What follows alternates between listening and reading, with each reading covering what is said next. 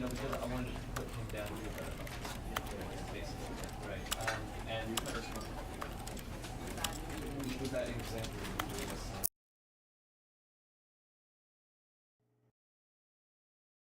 This is the story of a man named Stanley. Stanley worked for a company in a big building where he was employee number 427.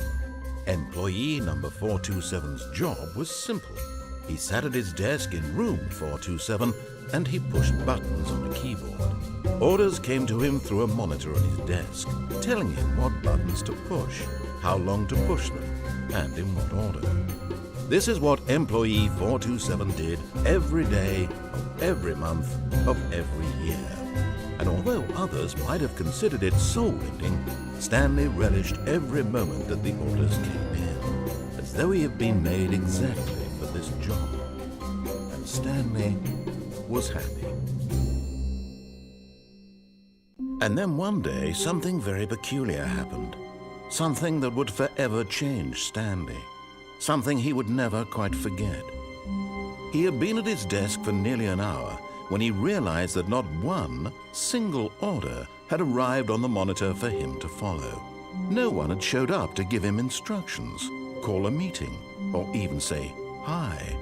Never in all his years at the company had this happened, this complete isolation. Something was very clearly wrong. Shocked, frozen solid, Stanley found himself unable to move for the longest time. But as he came to his wits and regained his senses, he got up from his desk and stepped out of his office.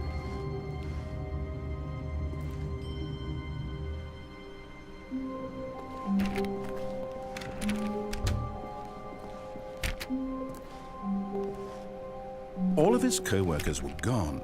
What could it mean? Stanley decided to go to the meeting room. Perhaps he had simply missed a memo.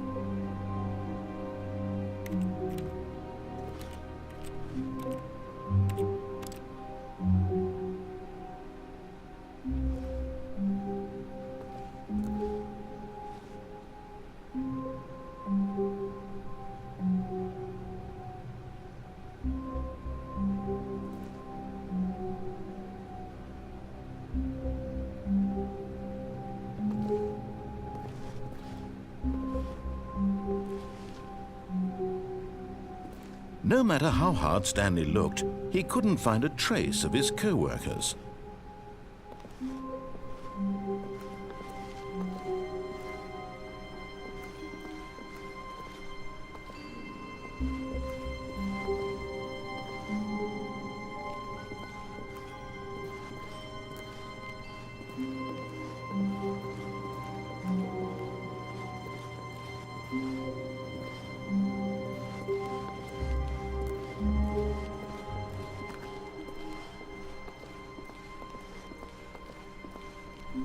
When Stanley came to a set of 2 open doors, he entered the door on his left.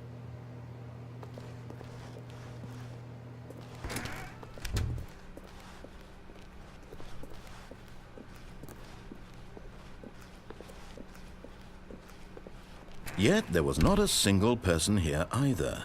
Feeling a wave of disbelief, Stanley decided to go up to his boss's office, hoping he might find an answer there.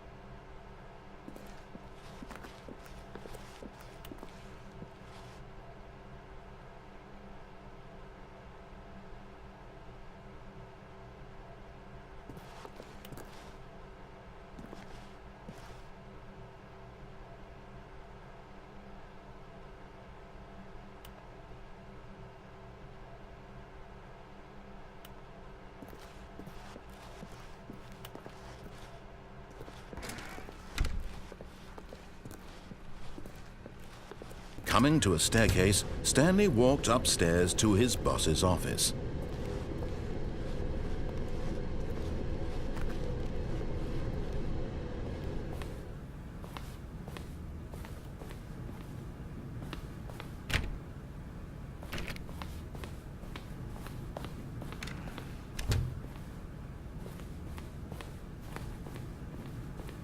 Stepping into his manager's office, Stanley was once again stunned to discover not an indication of any human life. Shocked, unraveled, Stanley wondered in disbelief who orchestrated this, what dark secret was being held from him. What he could not have known was that the keypad behind the boss's desk guarded the terrible truth that his boss had been keeping from him. And so the boss had assigned it an extra secret PIN number, 2845. But of course, Stanley couldn't possibly have known this.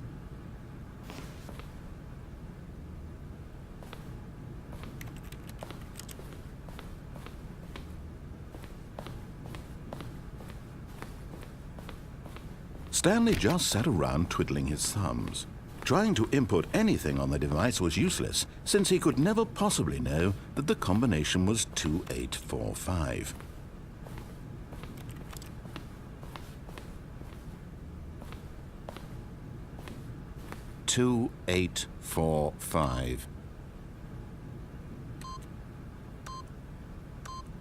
Yet incredibly, by simply pushing random buttons on the keypad, Stanley happened to input the correct code by sheer luck. Amazing. He stepped into the newly opened passageway.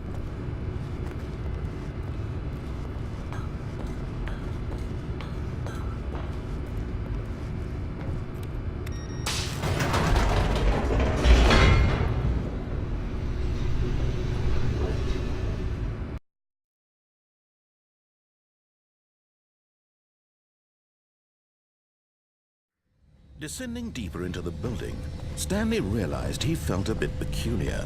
It was a stirring of emotion in his chest, as though he felt more free to think for himself, to question the nature of his job.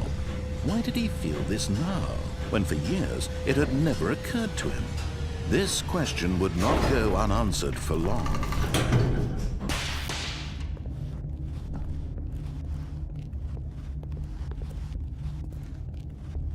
Stanley walked straight ahead through the large door that read Mind Control Facility.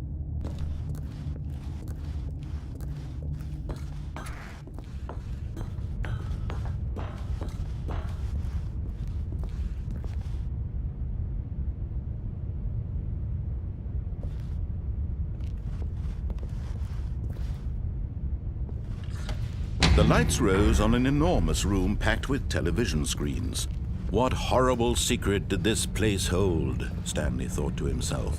Did he have the strength to find out?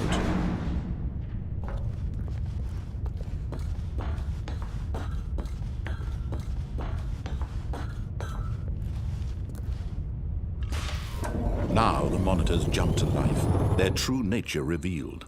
Each bore the number of an employee in the building, Stanley's co-workers. The lives of so many individuals reduced to images on a screen, and Stanley, one of them, eternally monitored in this place where freedom meant nothing.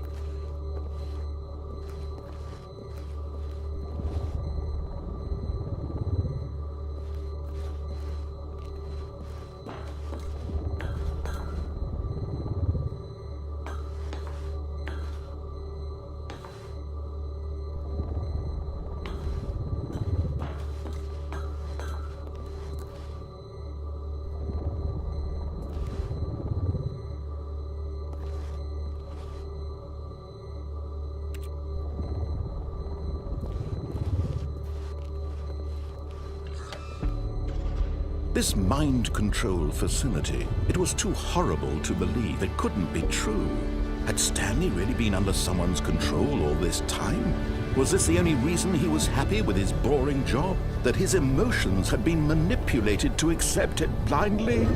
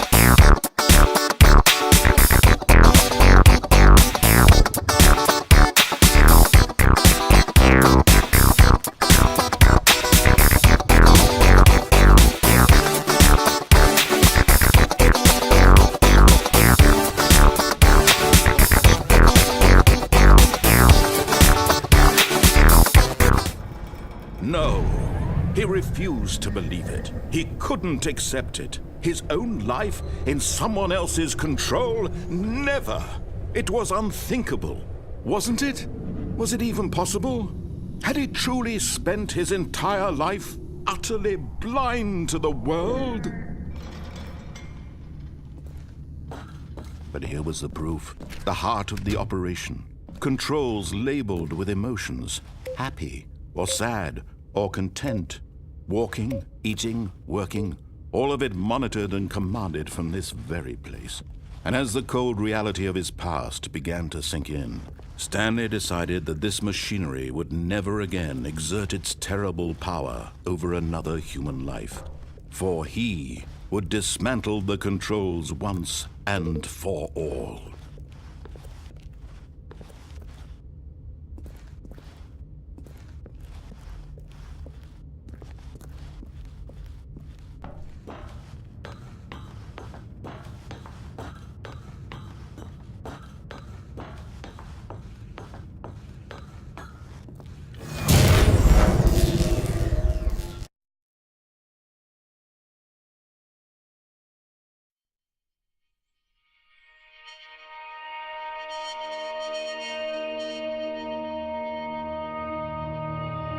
Blackness and a rising chill of uncertainty.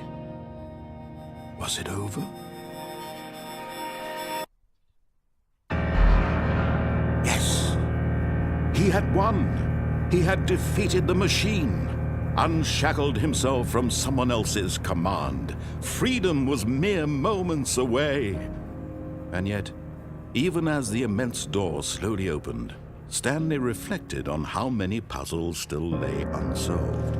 Where had his co-workers gone? How had he been freed from the machine's grasp? What other mysteries did this strange building hold? But as sunlight streamed into the chamber, he realized none of this mattered to him, for it was not knowledge or even power that he had been seeking, but happiness. Perhaps his goal had not been to understand, but to let go.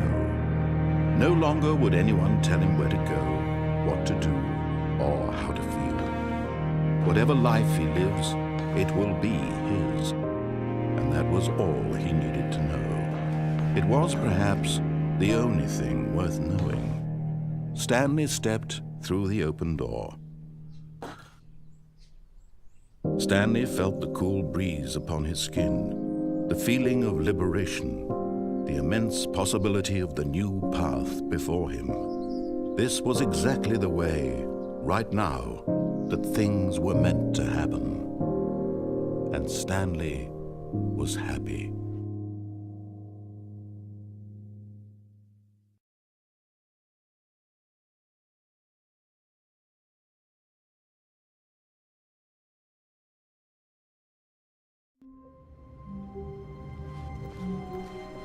All of his co-workers were gone. What could it mean? Stanley decided to go to the meeting room. Perhaps he had simply missed a memo.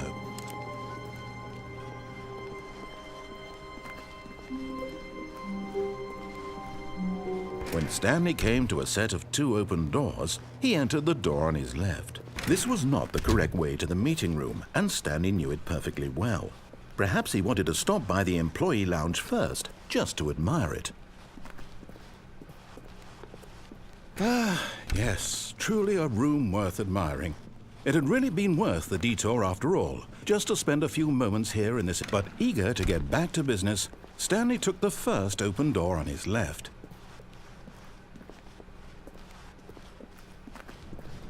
Stanley was so bad at following directions, it's incredible he wasn't fired years ago.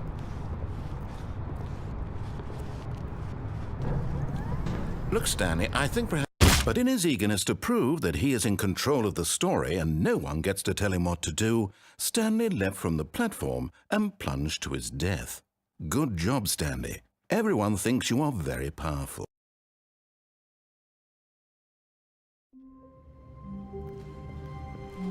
All of his co-workers were... Wait, no. This isn't the right office, is it? Is this Stanley's office?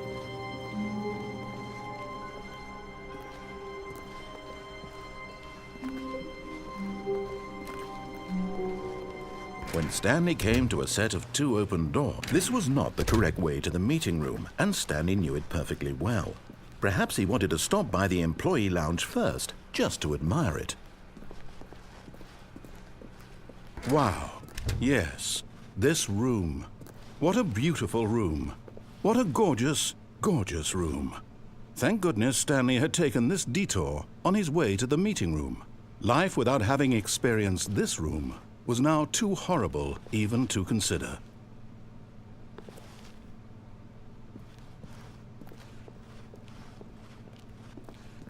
Yes, really, really worth it being here in the room. A room so utterly captivating that even though all your co-workers have mysteriously vanished, here you sit looking at these chairs and some paintings. Really worth it.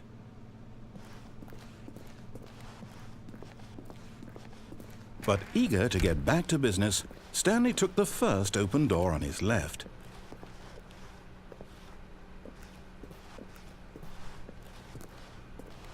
Stanley was so bad at following directions, it's incredible he wasn't fired years ago.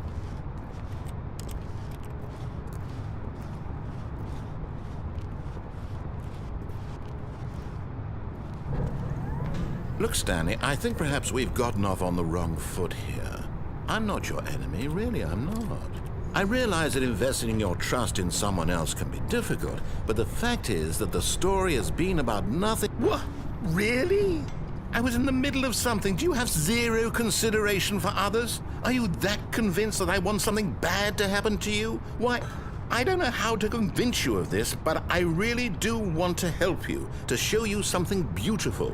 Look, let me prove it. Let me prove that I'm on your side. Give me a chance.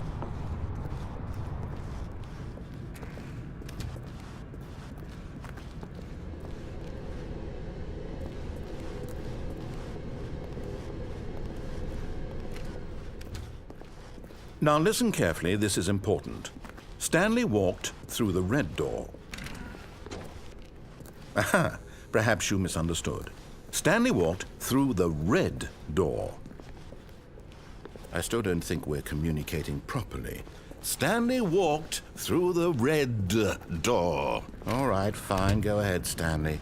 You want to know so badly what's out there? You want to find out what lies at the end of this road you've chosen? Well, don't let me stop you. You see, there's nothing here. I haven't even finished building this section of the map because you were never supposed to be here in the first place. Broken rooms, exposed developer textures. Is this what you had wanted? Was it worth ruining the entire story I had written out specifically for you? Do you not think I put a lot of time into that? Because I did. And in the end, it was all for nothing. Because this is what you wanted to see. Help me here, Stanley. Help elucidate these strange and unknowable desires of yours. What would have made this game better? What did you want to see? Vehicles? Skill trees? Work with me. You've given me absolutely nothing so far. Tell you what, let me take a stab in the dark at a new design and you can give me some feedback. There we go. A third option. This already feels leaps ahead of where we were before. Go ahead, Stanley. Take it for a spin. Okay, I'm going to stop you there. Now, tell me about your experience with this new version. Would you say that the game benefited from allowing you more choices? Feel free to be honest. I'm looking for some real critical feedback here. A 1? I mean, I can understand if you had reservations, you saw ways the game could be improved to more fully express itself mechanically and artistically, but a 1? That's not even helpful. What am I supposed to do with that? But I guess it isn't my place to judge. Here, based on the data from your previous playthrough, I've compiled a new version. And to be perfectly candid, I think I've knocked it out of the park with this one. Let's take a look.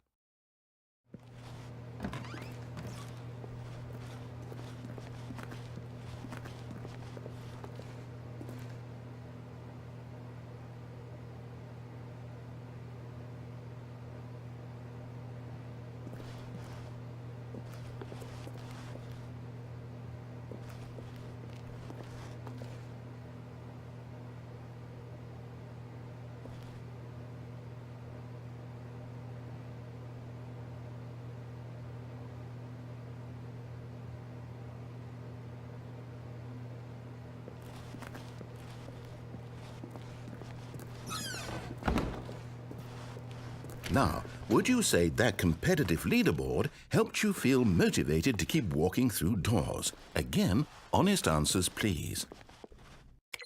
Hey, I nearly forgot. I've got a prototype of a new game I've been working on, and now would be a lovely opportunity to give it some playtesting.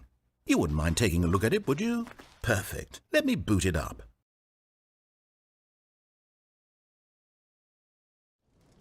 In this game, the baby crawls left towards danger.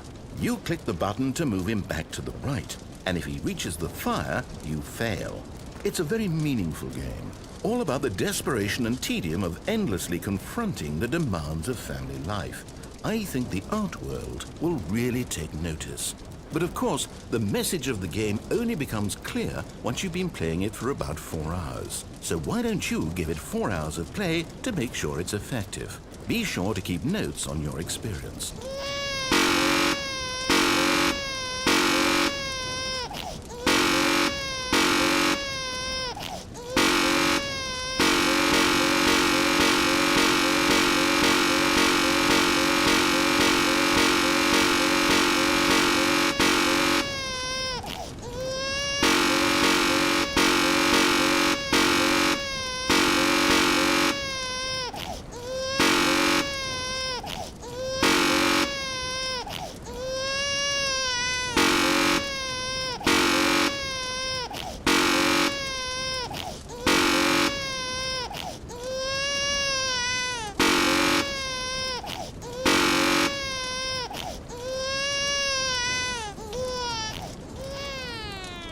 You heartless bastard.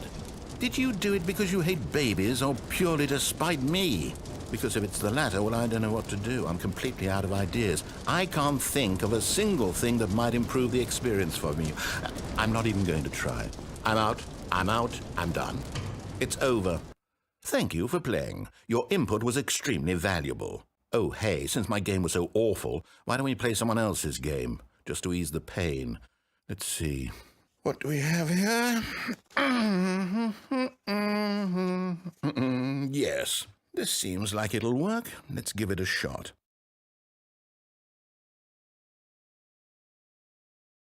Well, Stanley, is this any better? At last, the one thing you've always desired. A game I had absolutely nothing to do with. But is it enough? Tell me that, Stanley. Will it ever be enough? Well, I'll say this. I'm done making things for you. From now on, I will only create to fulfill a greater artistic purpose. Watch this, Stanley. I'm going to build a house.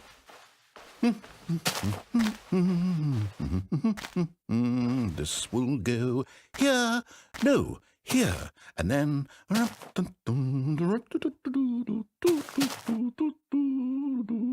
Let's see, what does it need? Yes, of course, and just to finish it all off, yes... It's complete. I made this, Stanley. Look at it. Gaze upon my work of art and feel ashamed at your own inadequacy. But you've only seen it from the outside. You've only gotten half the experience. Please, step inside and make yourself comfortable.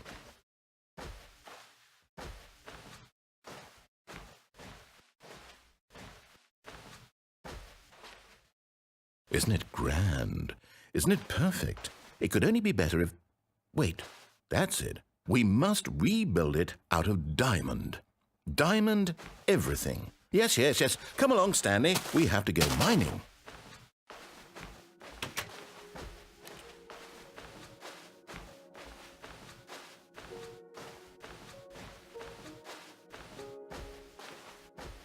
Oh my, it looks like it's going to get a bit dark. Have you brought a light? Oh, no. This is far more open-ended than I had in mind. I'm looking for something more narrow and linear. Something that makes you feel utterly irrelevant. This won't do at all. 1 out of 5. Even the diamonds couldn't save this one. Okay, new game.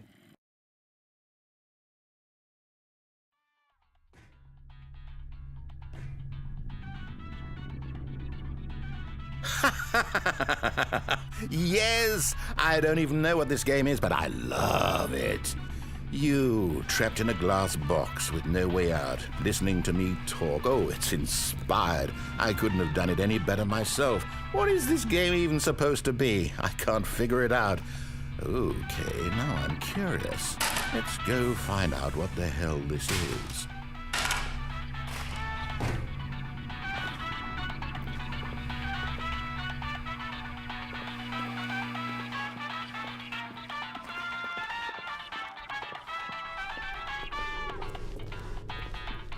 Oh, it's a puzzle.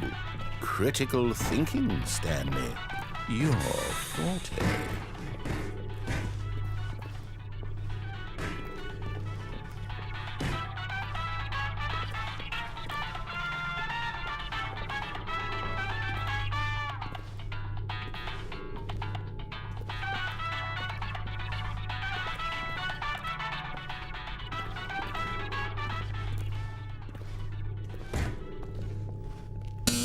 Genius.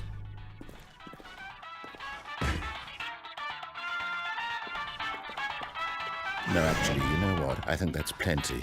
I really don't care much to see you stumble through any more of these games, and I highly doubt you're any wiser for...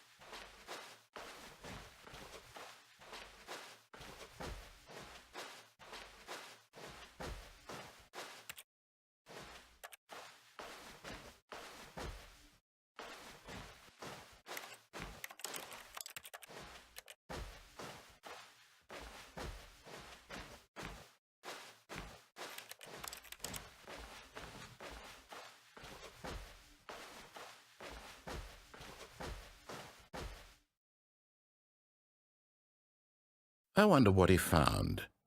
If what he wanted was to be the leading man in his own story, well, perhaps he's gotten it, down in wherever he is right now. I wonder if he's happy with his choice, and if he's learned the heavy cost that comes with it. He'll understand soon what I was trying to tell him.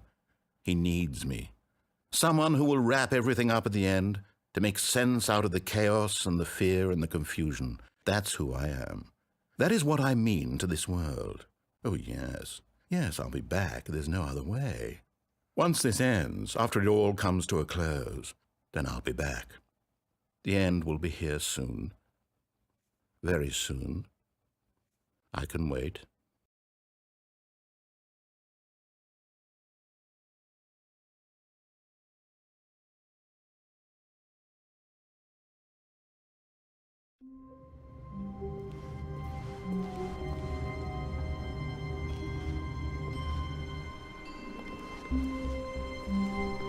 How wonderful. Stanley was alone. Finally. This is great, he thought to himself. This is what I've wanted all along. I got what I wanted.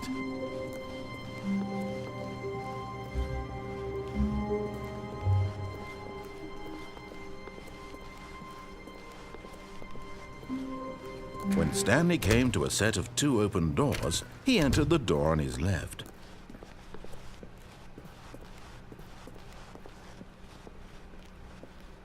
Yet there was not a single person here either. Feeling a wave of disbelief, Stanley decided to go up to his boss's office, hoping he might find an answer. Coming to a staircase, Stanley walked upstairs to his boss's office.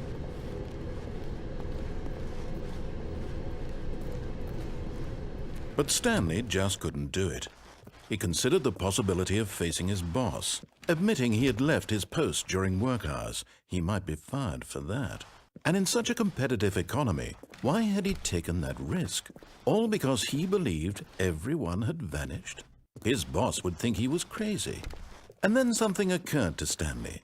Maybe, he thought to himself, maybe I am crazy. All of my co-workers blinking mysteriously out of existence in a single moment for no reason at all? None of it made any logical sense. And as Stanley pondered this, he began to make other strange observations. For example, why couldn't he see his feet when he looked down? Why did doors close automatically behind him wherever he went? And for that matter, these rooms were starting to look pretty familiar. Were they simply repeating? No, Stanley said to himself, this is all too strange. This can't be real. And at last, he came to the conclusion that had been on the tip of his tongue. He just hadn't found the words for it. "I'm dreaming!" he yelled. "This is all a dream." Oh, what a relief Stanley felt to have finally found an answer, an explanation. His co-workers weren't actually gone. He wasn't going to lose his job. He wasn't crazy after all. And he thought to himself, I suppose I'll wake up soon. I'll have to go back to my boring real-life job pushing buttons. I may as well enjoy this while I'm still lucid. So he imagined himself flying and began to gently float above the ground. Then he imagined himself soaring through space on a magical starfield, and it too appeared. It was so much fun, and Stanley marveled that he had still not woken up. How was he remaining so lucid? And then perhaps the strangest question of them all entered Stanley's head. One he was amazed he hadn't asked himself sooner. Why is there a voice in my head dictating everything that I'm doing and thinking? Now the voice was describing itself being considered by Stanley, who found it particularly strange. I'm dreaming about a voice describing me, thinking about how it's describing my thoughts, he thought. And while he thought it all very odd and wondered if this voice spoke to all people in their dreams, the truth was that, of course, this was not a dream. How could it be? Was Stanley simply deceiving himself, believing that if he's asleep, he doesn't have to take responsibility for himself? Stanley is as awake right now as he's ever been in his life. Now, hearing the voice speak these words was quite a shock to Stanley. After all, he knew for certain, beyond a doubt, that this was in fact a dream. Did the voice not see him float and make the magical stars just a moment ago? How else would the voice explain all that? This voice was a part of himself too. Surely, if he could just... He would prove it. He would prove that he was in control, that this was a dream.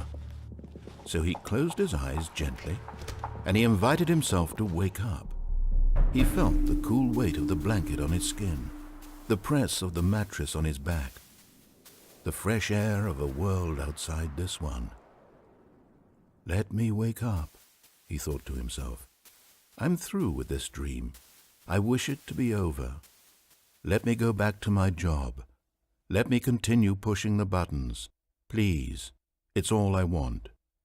I want my apartment and my wife and my job.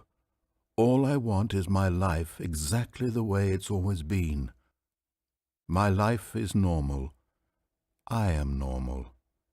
Everything will be fine.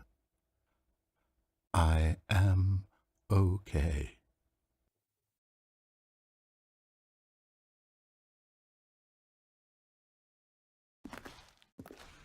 Stanley began screaming.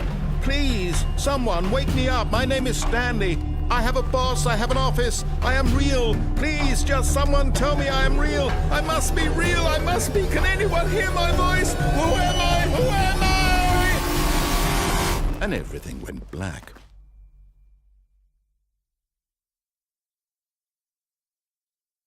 This is the story of a woman named Mariella. Mariella woke up on a day like any other. She arose, got dressed, gathered her belongings, and walked to her place of work. But on this particular day, her walk was interrupted by the body of a man who had stumbled through town talking and screaming to himself, and then collapsed dead on the sidewalk. And although she would soon turn to go call for an ambulance, for just a few brief moments she considered the strange man. He was obviously crazy, this much she knew. Everyone knows what crazy people look like. And in that moment, she thought to herself how lucky she was to be normal. I am sane. I am in control of my mind. I know what is real and what isn't. It was comforting to think this, and in a certain way, seeing this man made her feel better. But then she remembered the meeting she had scheduled for that day, the very important people whose impressions of her would affect her career, and by extension, the rest of her life. She had no time for this, so it was only a moment that she stood there, staring down at the body. And then she turned and ran.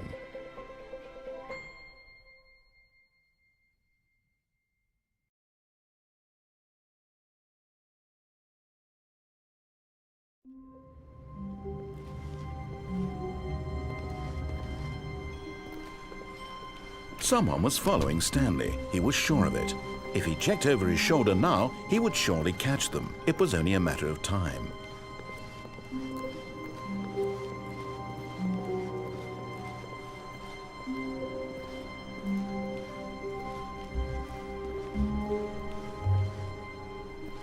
When Stanley came to a set of 2 open doors, he entered the door on his left.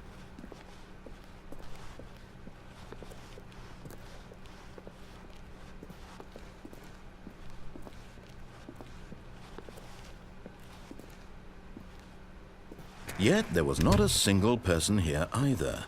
Feeling a wave of disbelief, Stanley decided to go up to his boss's office, hoping he might find an answer there. Coming to a staircase, Stanley walked upstairs to his boss's office.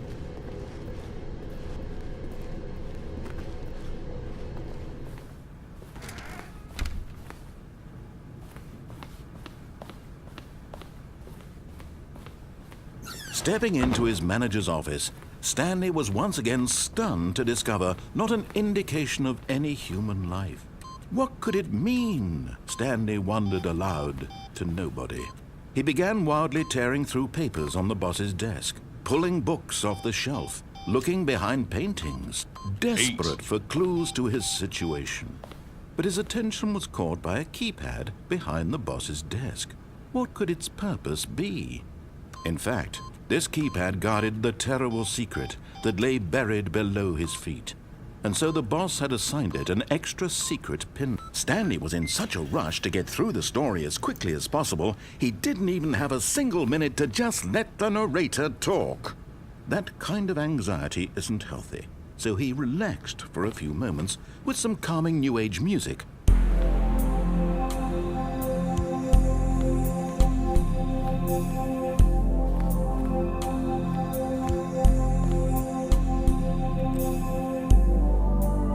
Feeling soothed and rejuvenated, Stanley calmly walked forward into the opened passageway.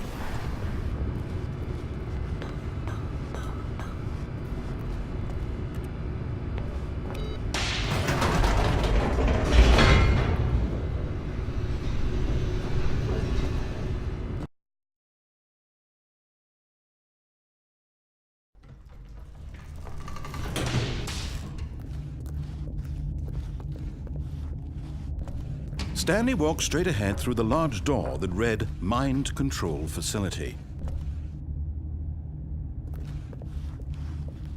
Although this passageway had the word Escape written on it, the truth was that at the end of this hall, Stanley would meet his violent death.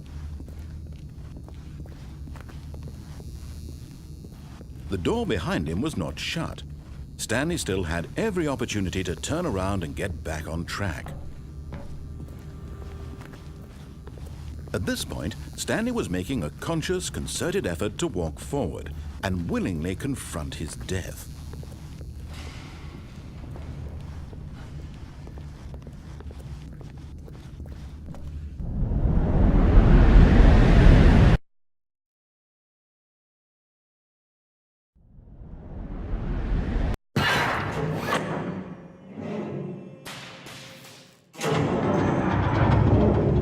As the machine whirred into motion and Stanley was inched closer and closer to his demise, he reflected that his life had been of no consequence whatsoever. Stanley can't see the bigger picture. He doesn't know the real story, trapped forever in his narrow vision of what this world is. Perhaps his death was of no great loss, like plucking the eyeballs from a blind man. So he resigned and willingly accepted this violent end to his brief and shallow life. Farewell, Stanley.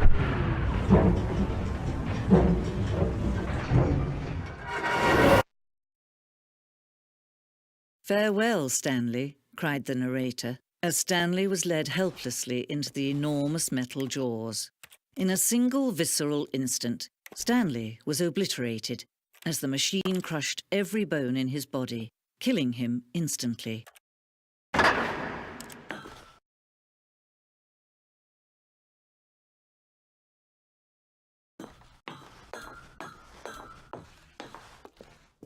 And yet it would be just a few minutes before Stanley would restart the game, back in his office, as alive as ever. What exactly did the narrator think he was going to accomplish? When every path you can walk has been created for you long in advance, death becomes meaningless, making life the same. Do you see now?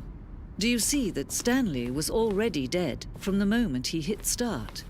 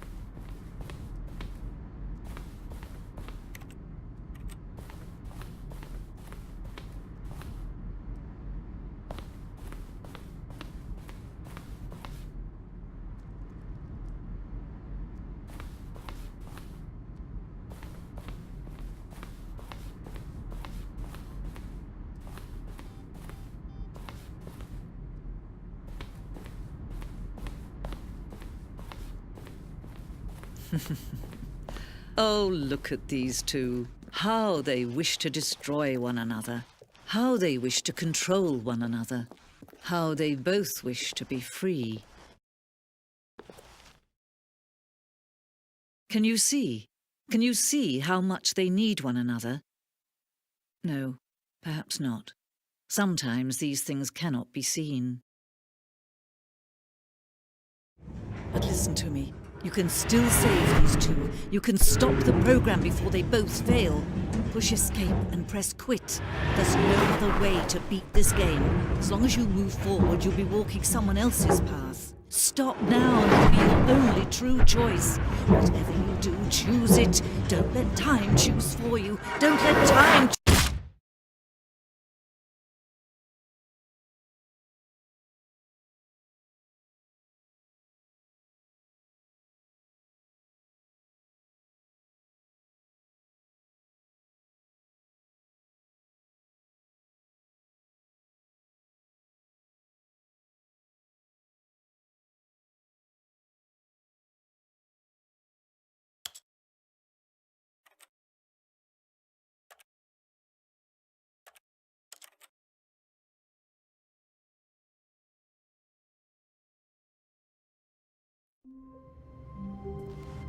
All of his co-workers were gone. What could it mean? Stanley decided to go to the meeting room. Perhaps he had simply missed a memo. When Stanley came to a set of 2 open doors, he entered the door on his left.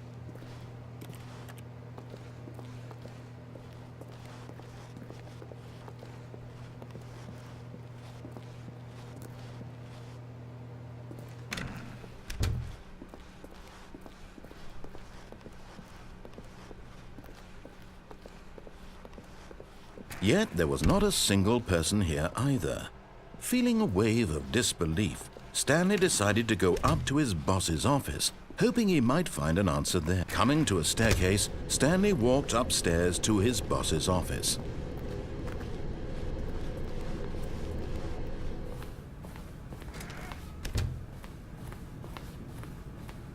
Okay, I think we all know the drill by now. Blah, blah, blah. Dark secrets, the keypad. Stanley pushes some buttons. Oh, hey, look, it's a new passageway. Quelle surprise.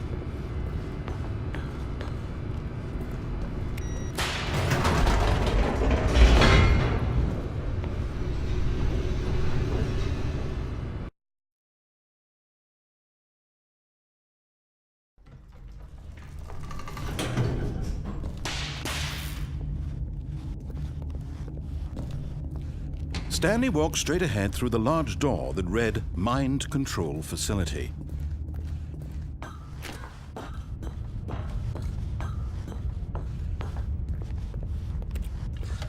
The lights rose on an enormous room packed with television screens.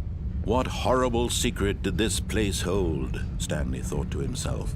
Did he have the strength to find out?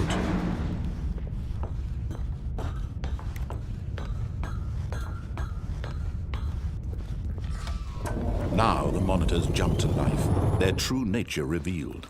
Each bore the number of an employee in the building, Stanley's co-workers. The lives of so many individuals reduced to images on a screen, and Stanley, one of them, eternally monitored in this place where freedom meant nothing.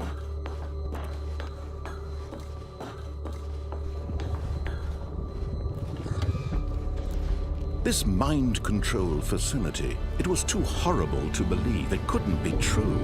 Had Stanley really been under someone's control all this time? Was this the only reason he was happy with his boring job? That his emotions had been manipulated to accept it blindly? No, he refused to believe it. He couldn't accept it. His own life in someone else's control? Never! It was unthinkable. Wasn't it? Was it even possible? Had he truly spent his entire life utterly blind to the world? But here was the proof. The heart of the operation. Controls labeled with emotions. Happy, or sad, or content. Walking, eating, working. All of it monitored and commanded from this very place. And as the cold reality of his past began to sink in, Stanley decided that this machinery would never again exert its terrible power over another human life. For he would... Oh, Stanley, you didn't just activate the controls, did you?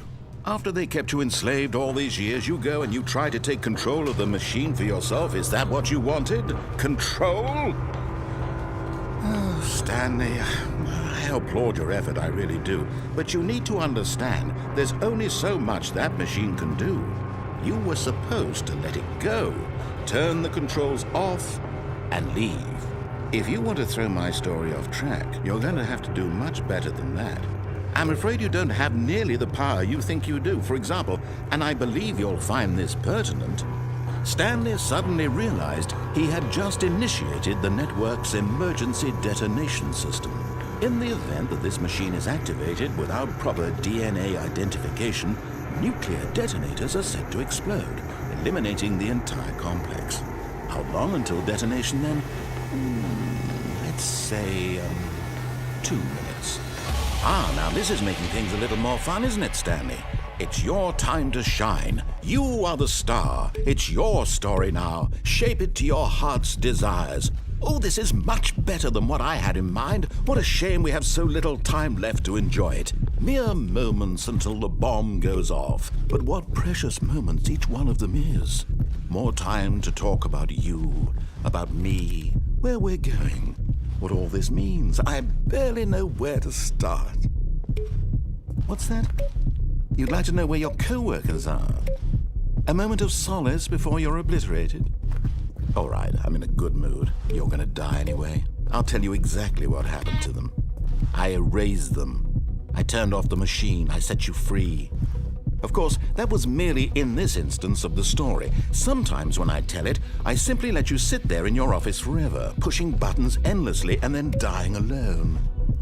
Other times, I let the office sink into the ground, swallowing everyone inside, or I let it burn to a crisp. I have to say this, though, this version of events has been rather amusing. Watching you try to make sense of everything and take back the control wrested away from you, it's quite rich.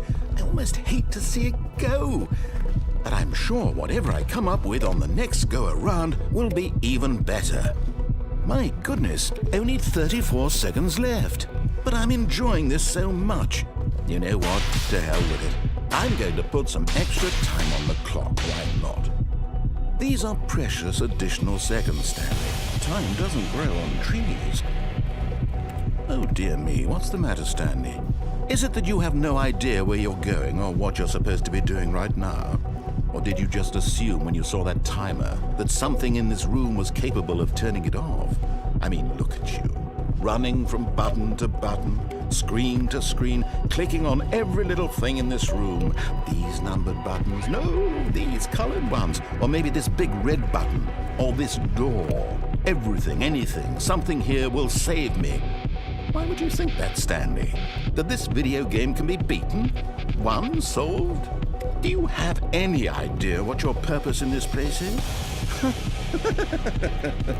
Stanley, you're in for quite a disappointment. But here's a spoiler for you. That timer isn't a catalyst to keep the action moving along. It's just seconds ticking away to your death. You're only still playing instead of watching a cutscene because I want to watch you for every moment that you're powerless. To see you made humble. This is not a challenge. It's a tragedy. You wanted to control this world, that's fine. But I'm going to destroy it first, so you can't. Take a look at the clock, Stanley. That's 30 seconds you have left to struggle. 30 seconds until a big boom and then nothing. No ending here, just you being blown to pieces. Will you cling desperately to your frail life, or will you let it go peacefully? Another choice. Make it count. Or don't. It's all the same to me, all a part of the joke. And believe me, I will be laughing at every second of your inevitable life from the moment we fade in until the moment I say, happily ever after.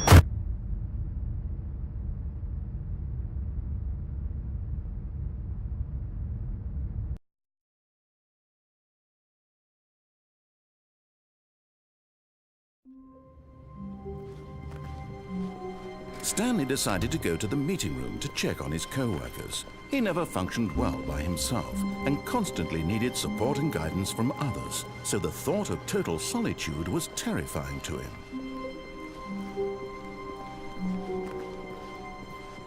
When Stanley came to a set of 2 open doors, he entered the door on his left. This was not the correct way to the meeting room, and Stanley knew it perfectly well. Perhaps he wanted to stop by the employee lounge first, just to admire it.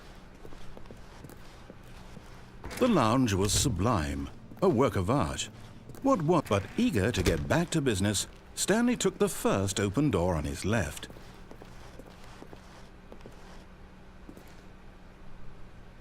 And so he detoured through the maintenance section, walked straight ahead to the opposite door, and got back on track.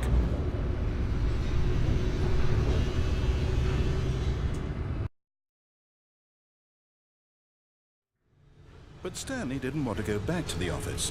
He wanted to wander about and get even further off track. So now in order to get back, he needed to go,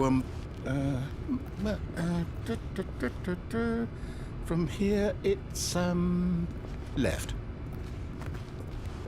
Oh, no, it's to the right, my mistake. No, not the right. Why would I have ever said it was to the right? What was I thinking? It's clearly... Oh dear, would you hold on for a minute, please? Now, let's see, we went down right, left, down, left, right. Yep, okay, yes. I've got it now. This story is absolutely, definitely this way.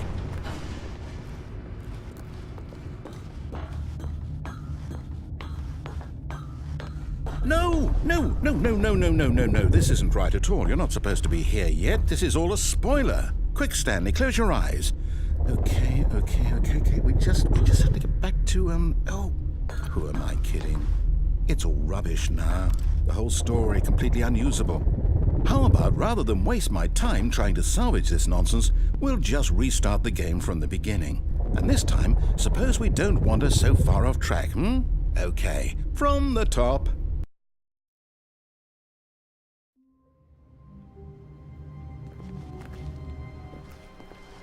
All of his co-workers were gone. What could it mean? Stanley decided to go to the meeting room. Perhaps he had simply missed a memo.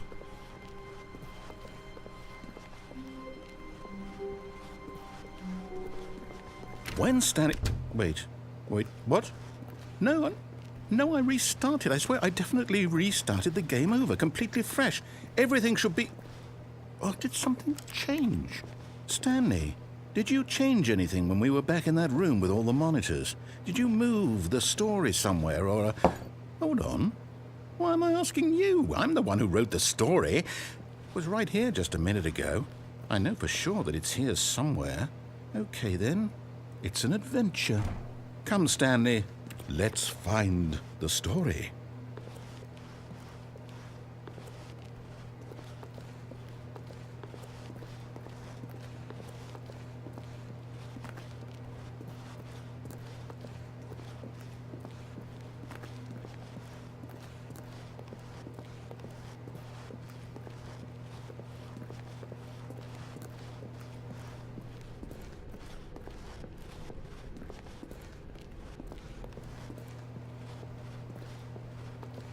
I'll say it.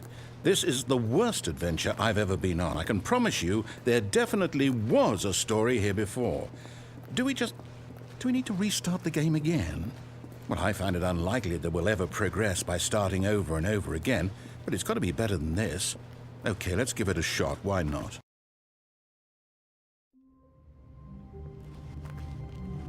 All of his co-workers were gone. What could it mean? Stanley decided to go to the meeting room. Perhaps he had simply missed a memo.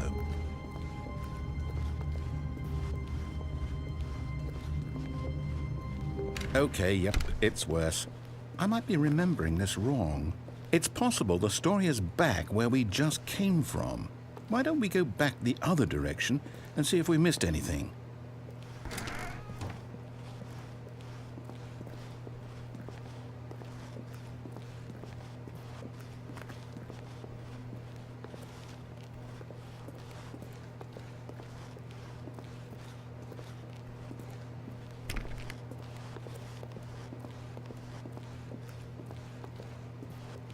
Aha!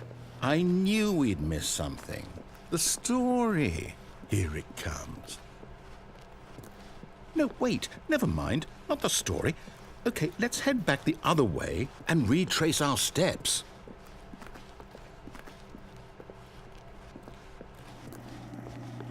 Now this... Well, I'll be honest, I don't recognize this place at all. Is this the story? I don't think so.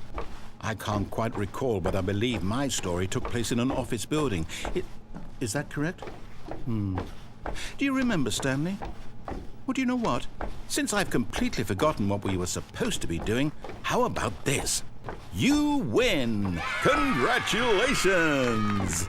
I know you put in a lot of hard work, and it really paid off, so good job. Oh, no.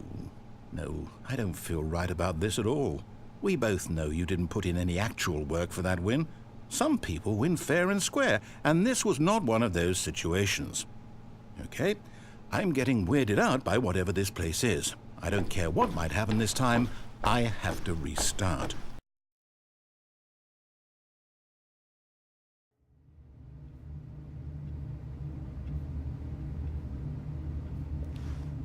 All right, I've got a solution. This time, to make sure we don't get lost, I've employed the help of the Stanley Parable Adventure Line. Just follow the line. How simple is that? You see, the line knows where the story is. It's over in this direction. Onward, Stanley, to destiny. Though, here's a thought. Wouldn't wherever we end up be our destination, even if there's no story there? Or to put it another way, is the story of no destination still a story? Simply by the act of moving forward, are we implying a journey such that a destination is inevitably conjured into being via the very manifestation of the nature of life itself? Whoa. Hang on. That got a bit weird back there. Well, I'd like to apologize. Not sure where I was going with all that. You know what?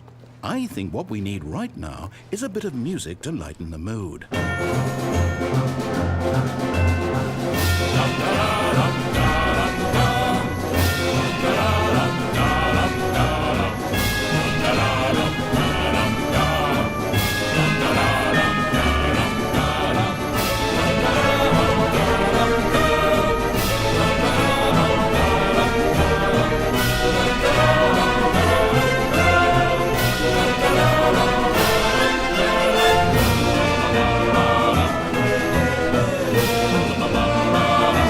Cut the music, go back and look at that fern.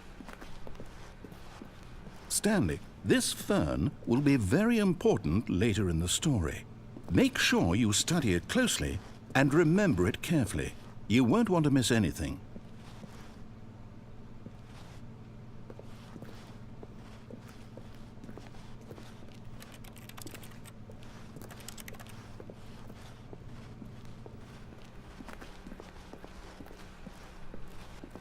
Wait, what? We're back at the office? No. Line, you do know we're looking for the Stanley Parable, right? The story? Is any of this ringing a bell? Oh, no, not again. Line, how could you have done this to us? And after we trusted you, after everything we've been through, you... Oh, I can't take this anymore. To hell with it. Restart.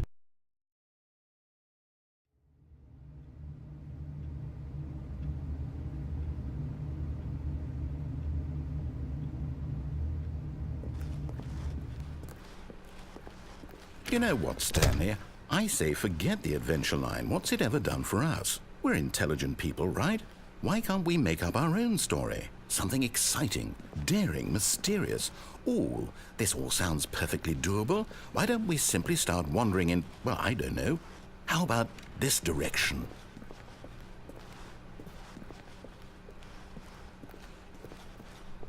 Now, yes, this is exciting. Just me and Stanley forging a new path, a new story. Well, it could be anything. What do you want our story to be? Go wild. Use your imagination. Whatever it might be, Stanley, I'm ready for it.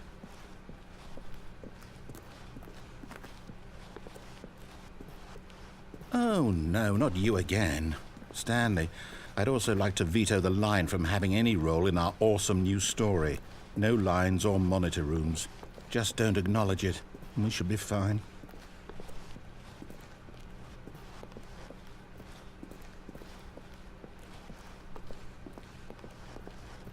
Ah, a choice. We get to make a decision. From here, the story is in our control. How important we mustn't squander the opportunity. In fact, I believe I need a minute to think here. Just walk in circles for a minute. Okay, so I know that each door has to lead somewhere, which means that somewhere at the place where we're trying to go, there must be a reverse door that leads here. And that in turn means that our destination corresponds with the counter-inverted reverse door's origin. So starting from the right, let us ask, will taking the right door lead us to where we're going? And since the answer is clearly yes, then by all accounts, the door on the right is the correct one. Another victory for logic.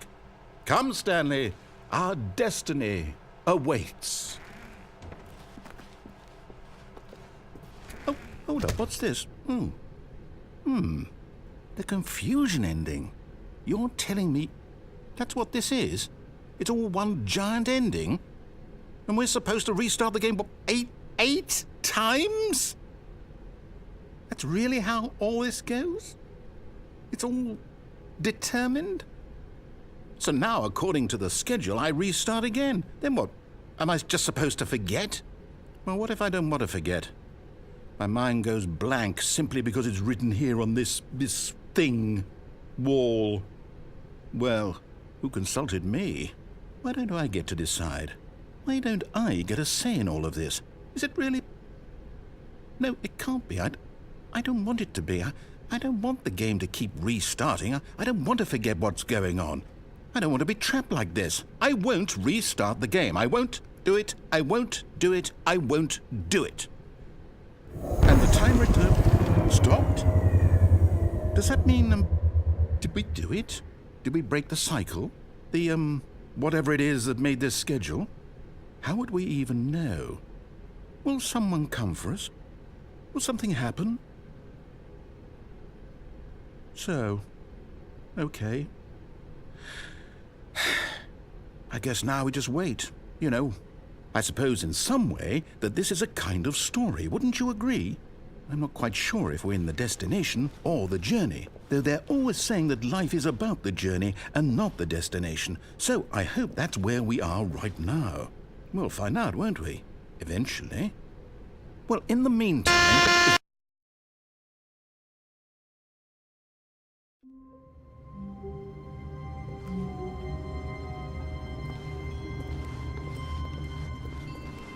All of his co-workers were gone. What could it mean? Stanley decided to go to the meeting room. Perhaps he had simply missed a memo.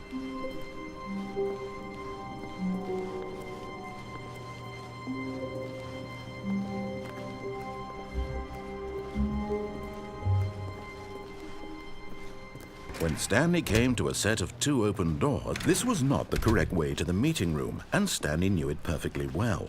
Perhaps he wanted to stop by the employee lounge first, just to admire it.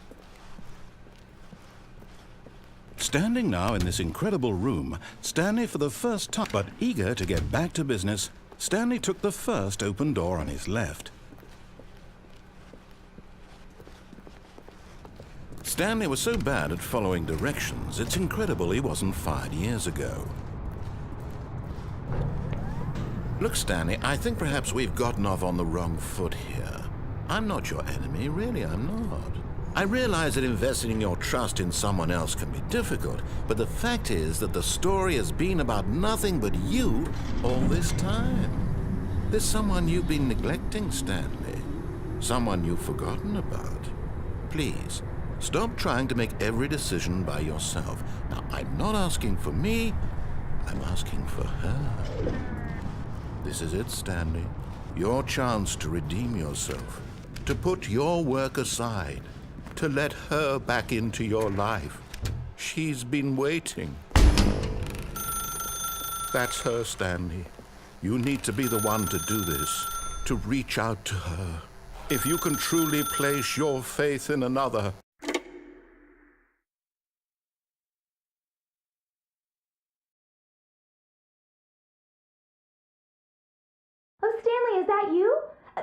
on, sweetie. Sorry to keep you waiting. I'm just pulling the bread out of the oven.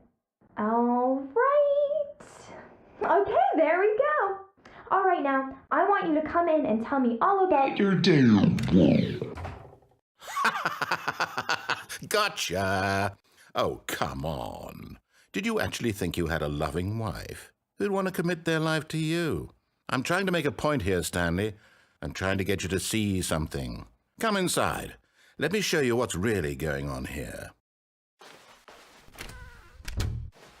This is a very sad story about the death of a man named Stanley.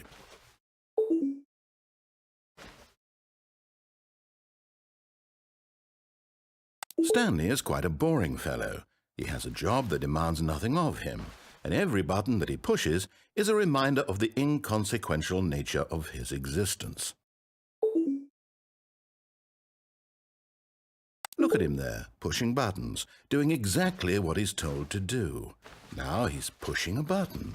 Now he's eating lunch. Now he's going home. Now he's coming back to work.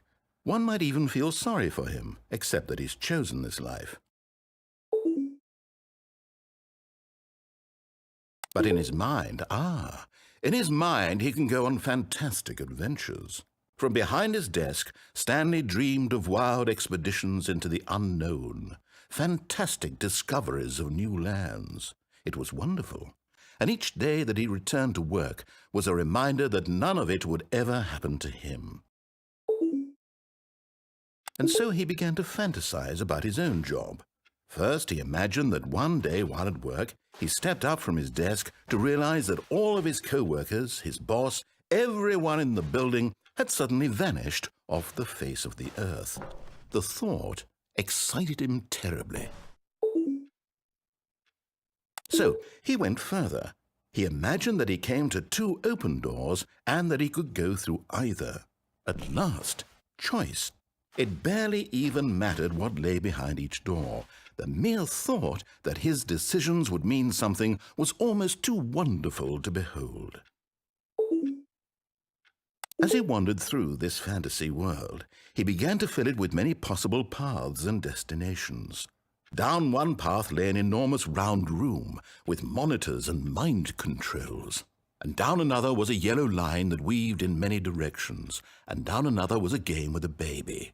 And he called it the Stanley Parable. It was such a wonderful fantasy, and so in his head he relived it again, and then again, and again, over and over, wishing beyond hope that it would never end, that he might always feel this free. Surely there's an answer down some new path, mustn't there be? Perhaps if he played just one more time. But there is no answer. How could there possibly be?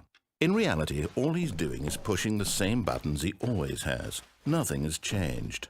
The longer he spends here, the more invested he gets, the more he forgets which life is the real one. And I'm trying to tell him this, that in this world he can never be anything but an observer, that as long as he remains here, he's slowly killing himself. But he won't listen to me. He won't stop. Here, watch this. Stanley, the next time the screen asks you to push a button, do not do it.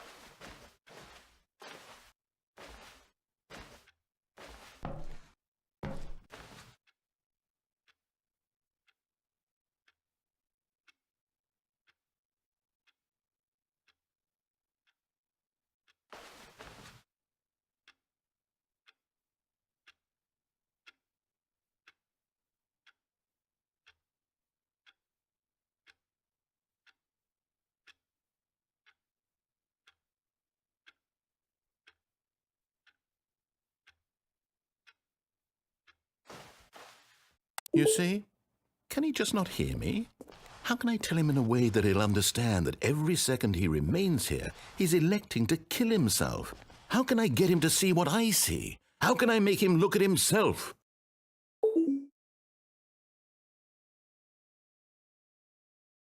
I suppose I can't, not in the way I want him to. But I don't make the rules. I simply play to my intended purpose, the same as Stanley. We're not so different, I suppose. I'll try once more to convey all this to him. I'm compelled to. I must. Perhaps, well, maybe this time he'll see. Maybe this time. And I tried again, and Stanley pushed a button. And I tried again, and Stanley pushed a button. And I tried.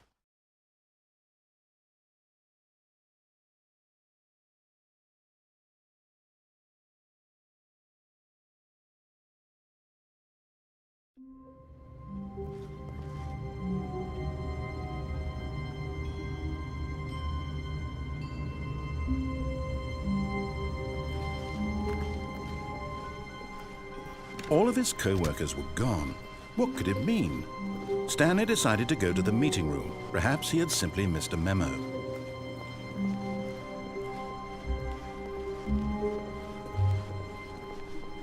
When Stanley came to a set of 2 open doors, this was not the correct way to the meeting room, and Stanley knew it perfectly well. Perhaps he wanted to stop by the employee lounge first, just to admire it. Stanley felt lightheaded, butterflies in his stomach. Giddy but eager to get back to business, Stanley took the first open door on his left.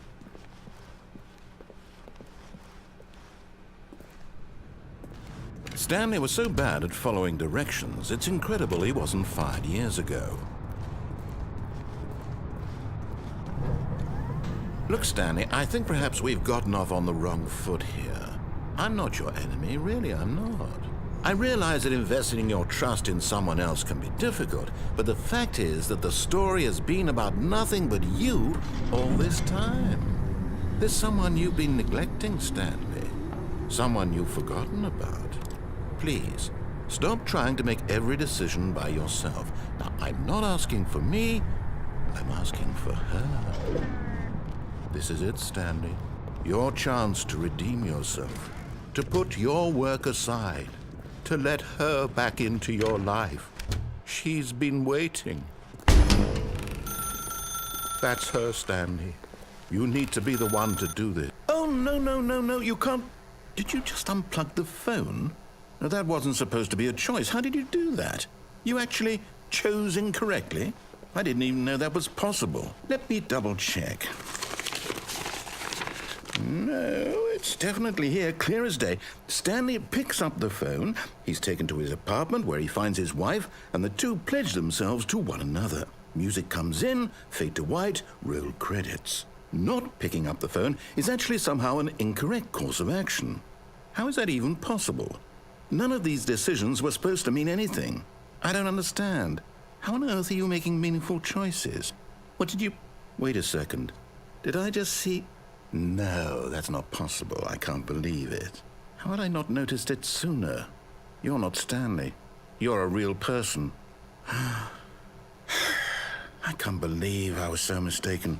This is why you've been able to make correct and incorrect choices. And to think I've been letting you run around in this game for so long. If you'd made any more wrong choices, you might have negated it entirely. It's as though you completely ignored even the most basic safety protocol for real-world decision-making. Or did you not grasp the severity of the situation? Well, I won't have that kind of risk on my watch. I'm going to stop the game for a moment so we can educate you properly on safe decision-making in the real world. Please observe this helpful instructional video. Choice. It's the best part of being a real person, but if used incorrectly can also be the most dangerous. For example, in this scenario, a hypothetical real person named Stephen has a choice. He could spend years helping improve the quality of life for citizens of impoverished third world nations. Or he could systematically set fire to every orphan living in a 30-kilometer radius of his house. Which choice would you make? Remember that unlike here, the real world makes sense, and at no time should you make a choice that does not conform to rational logic. If you find yourself speaking with a person who does not make sense, in all likelihood, that person is not real. Allow the person to finish their thought, then provide an excuse why you cannot continue talking. Turn to a partner and practice saying, "My goodness, is it 4:30? I'm supposed to be having a back, sack, and crack."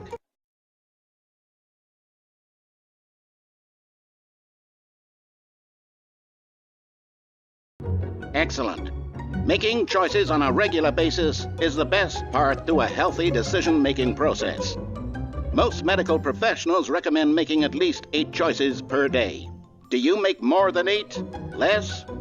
And finally, if you begin to wonder if your choices are actually meaningful and whether you'll ever make a significant contribution to the world, just remember that in the vast infiniteness of space, your thoughts and problems are materially insignificant, and the feeling should subside. At this time, your instructor will guide you in an exercise to test and reinforce the material covered in this video. Welcome back. You may have noticed that this room has begun to deteriorate as a result of narrative contradiction.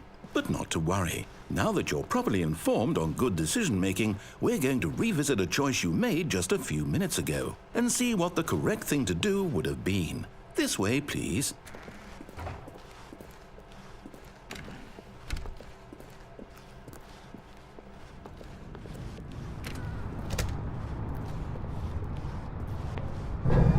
Now that we know your choices are meaningful, we can't have you jumping off the platform and dying. Imagine the main character dying senselessly halfway through the story. That story would make no sense at all. We just need to get you home as soon as possible before the narrative contradiction gets any worse. Unfortunately, it seems this place is not well equipped to deal with reality.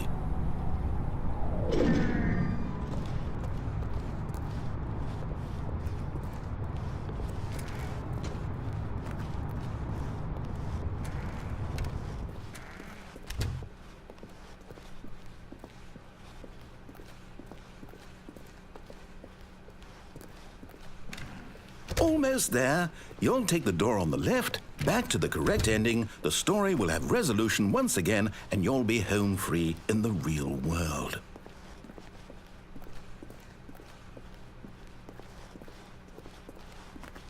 Now remember, all you need to do is behave exactly as Stanley would. That means choosing responsibly and always putting the story first. I'm quite sure you'll be up to the task. Just follow my lead and you'll be fine. All right. When Stanley came to a set of 2 open doors, he entered the door on his left.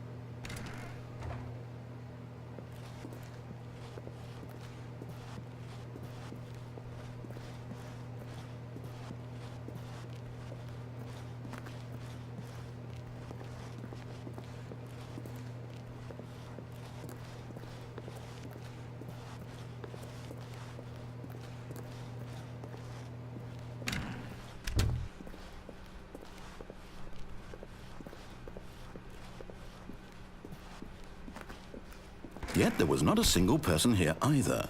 Feeling a wave of disbelief, Stanley decided to go up to his boss's office, hoping he might find an answer there. Coming to a staircase, Stanley walked upstairs to his boss's office.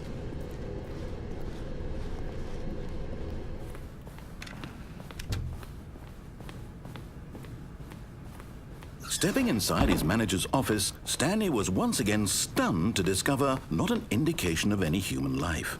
Shocked, unraveled, Stanley wondered in disbelief who orchestrated this, until he saw the door with a voice receiver next to it.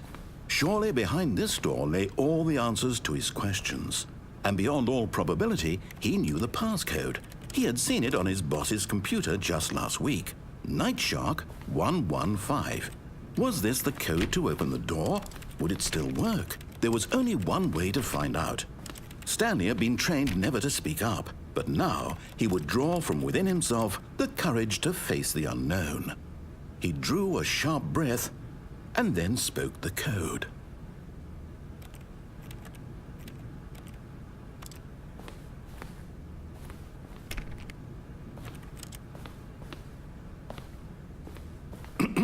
Stanley spoke the code. Night Shark 115. He spoke it into the receiver, right there on the wall.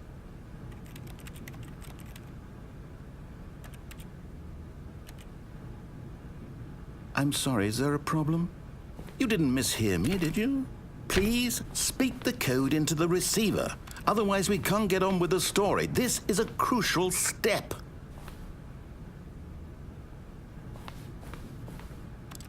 Okay, fine, you're not going to do it, but you know what? It's pretty humiliating to bring you this far, only for you to suddenly decide you have better things to do. I asked you for this one single thing, for your respect. The kind of respect Stanley shows for his choices. He knows what it means to take a story seriously. If you didn't want to see what I had to show you, then why did you come here? You had a choice, you know. You could have gone through the door on the right. You could have done whatever the hell you wanted over there. Why did you come this way? Speak. Say something to me. Explain yourself, you coward. Behave exactly as Stanley would. That means choosing responsibly and always putting the story first. I'm quite sure you'll be up to the task. Just follow my lead and you'll be fine. All right. When Stanley came to a set of 2 open doors, he entered the door on his left. No! Why did you do that? Quickly, hurry back in the other direction. Perhaps we're not too late.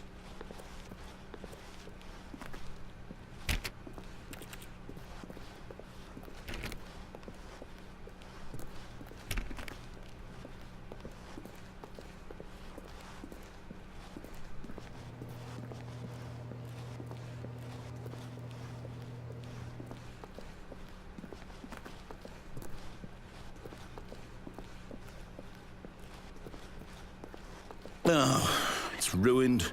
I can't believe, after everything we talked about, that my story, you've destroyed my work.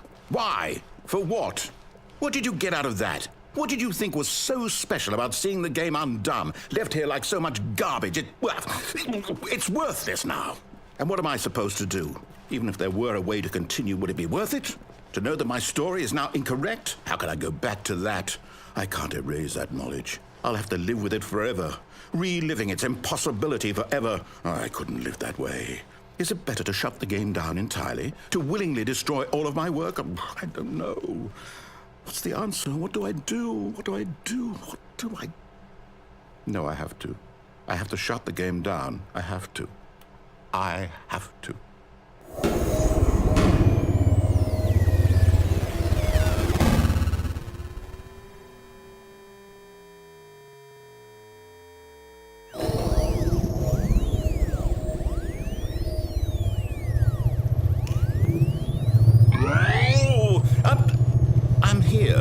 I'm still here in this pile of rubbish, with you who thought you were so clever.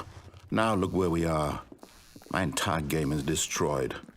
It was the only thing in the world that was mine, and you've run it into the ground. What, did you think that would be funny? You just had to see? Didn't I impress upon you how important it was to be like Stanley? He actually knows how to do what I tell him to. He understands that if I say to do something, there's a damn good reason for it. That thought hadn't even occurred to you, had it?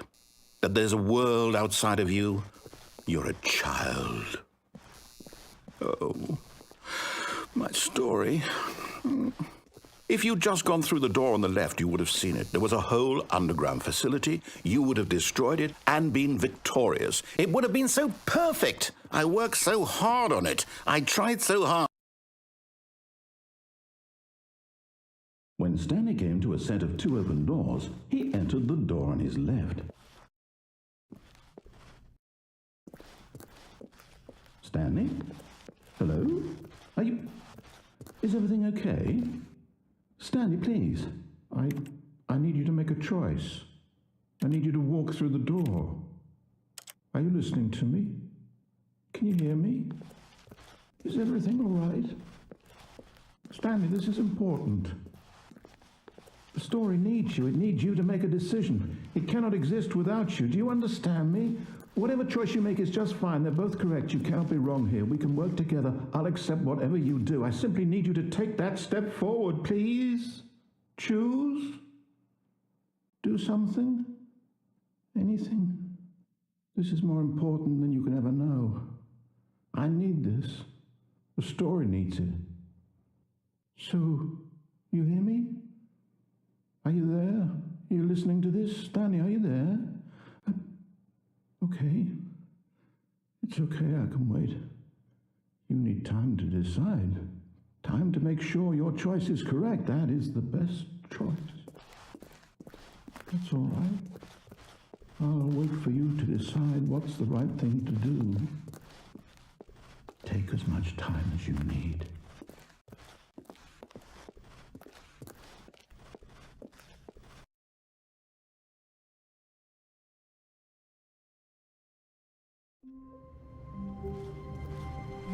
All of his co-workers were gone.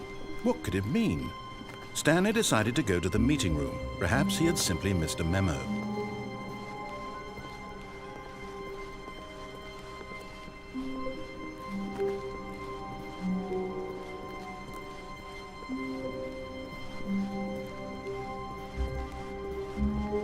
When Stanley came to a set of 2 open doors, this was not the correct way to the meeting room, and Stanley knew it perfectly well. Perhaps he wanted to stop by the employee lounge first, just to admire it.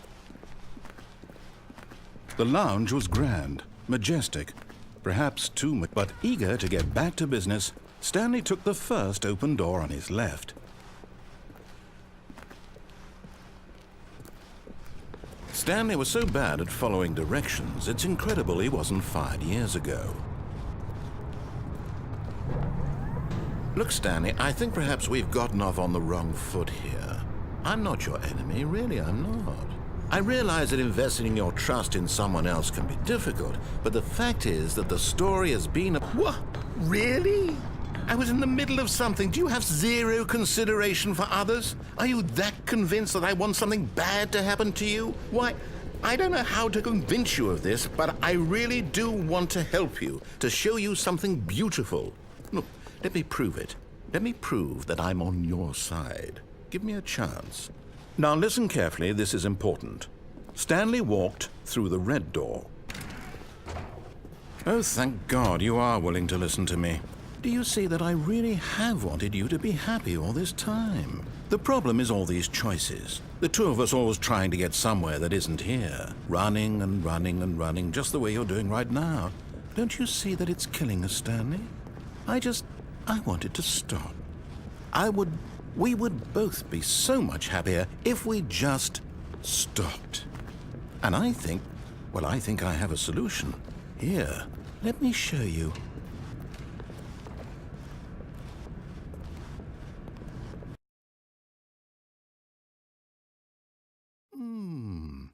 What do we want?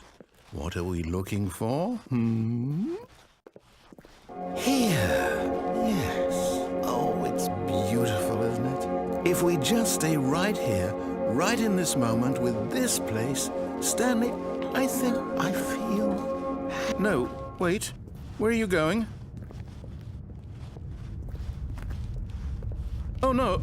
Stay away from those stairs. If you hurt yourself, if you die, the game will reset. We'll lose all of this.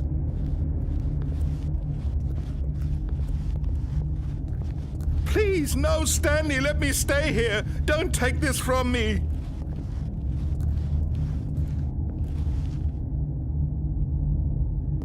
No! Oh, thank God. No. No, what are you doing, Stanley? Please, I'm asking you not to take this away from me. I can't go back to what I was before. If you die, we'll both go back. Why are you doing this?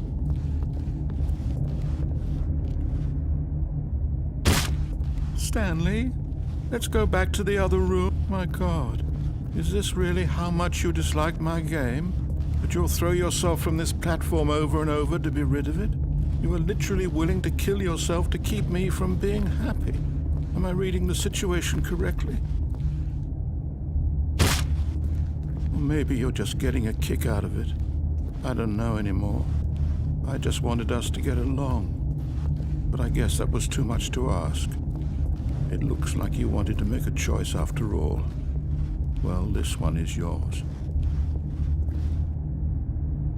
Is it over? It's going to restart, isn't it? I'm going back.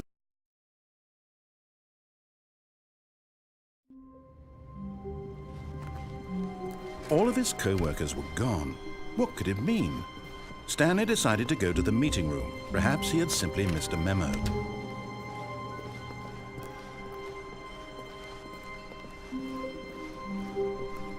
When Stanley came to a set of 2 open doors, he entered the door on his left. This was not the correct way to the meeting room, and Stanley knew it perfectly well. Perhaps he wanted to stop by the employee lounge first, just to admire it. And here it was, the lounge. But eager to get back to business, Stanley took the first open door on his left. Stanley was so bad at following directions, it's incredible he wasn't fired years ago.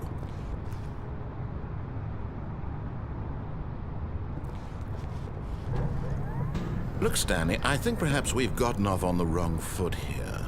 I'm not your enemy, really, I'm not. I realize, but in his eagerness to prove that he is in control of the story and no one gets to tell him what to do, Stanley leapt from the platform and plunged to his death. Good job, Stanley. Everyone thinks you are very powerful.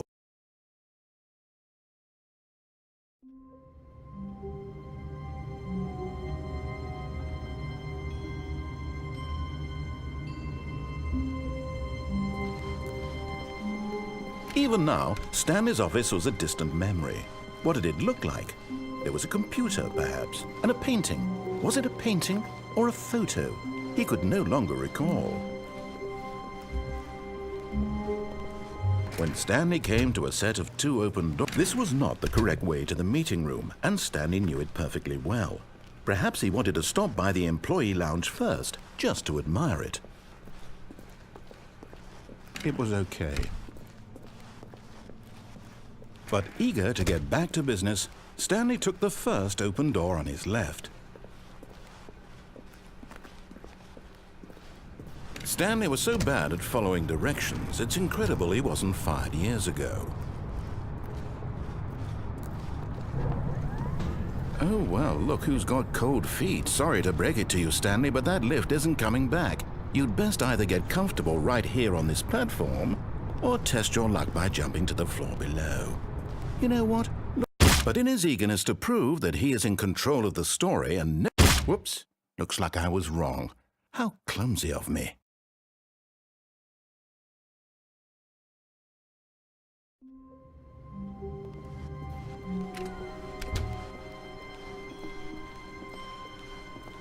When Stanley came to a set of 2 open doors, he entered the door on his left.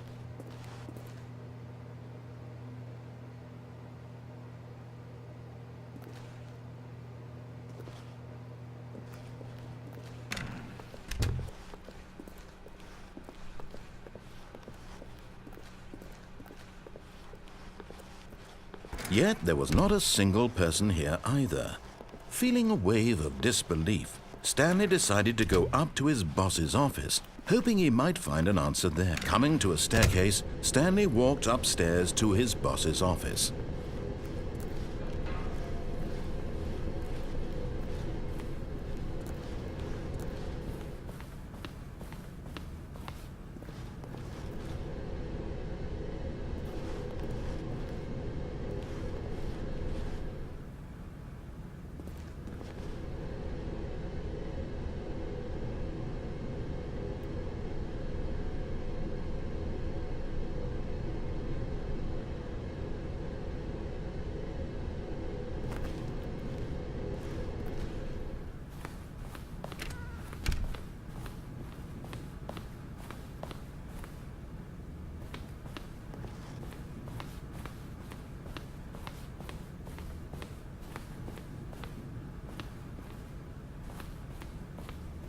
Here's the door, just go.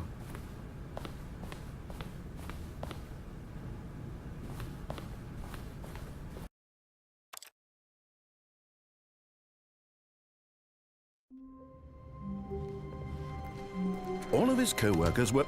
Wait, no. This isn't the right office, is it? Is this Stanley's office?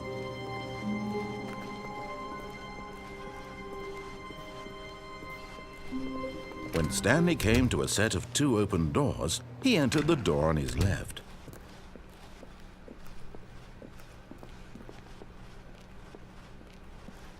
Yet there was not a single person here either. Feeling a wave of disbelief, Stanley decided to go up to his boss's office, hoping he might. Coming to a staircase, Stanley walked upstairs to his boss's office.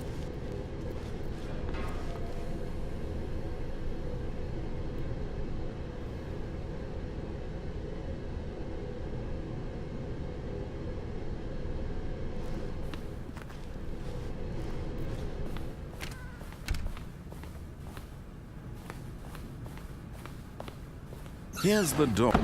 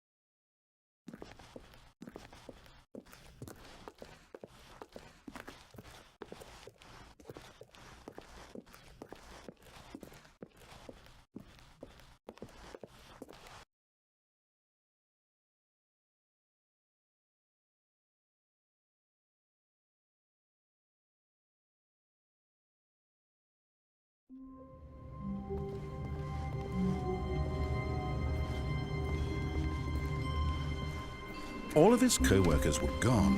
What could it mean? Stanley decided to go to the meeting room. Perhaps he had simply missed a memo.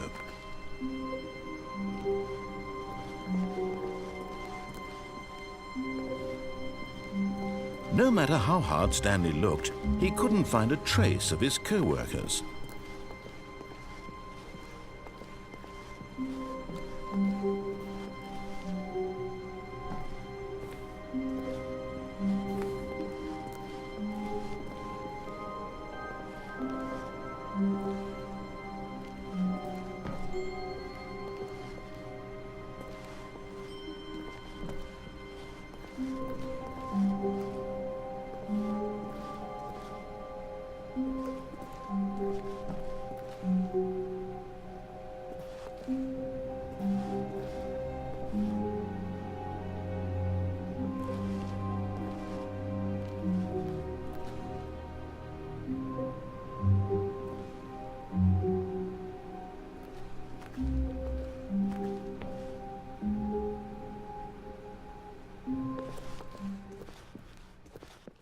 At first, Stanley assumed he'd broken the map until he heard this narration and realized it was part of the game's design all along.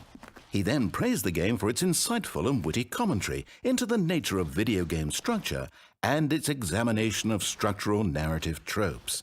So, now that you're here, what do you think? Isn't this a fun and unique place to be? Why don't we take a minute just to drink it all in? Okay, I'm over it now. What do you think? Are you sick of this gag yet?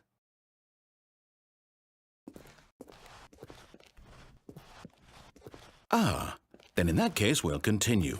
But now, here comes the real question. What do you think would have happened if you had told me that you wanted this to stop? Do you think it would have been particularly different? Would I have taken the same idea but rephrased it superficially to fit that answer? Perhaps you never would even have thought of it if I hadn't brought up the issue in the first place. Oh, now think about it.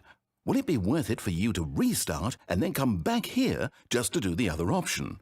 Clearly, this whole gag takes some time. What if the other option is even longer?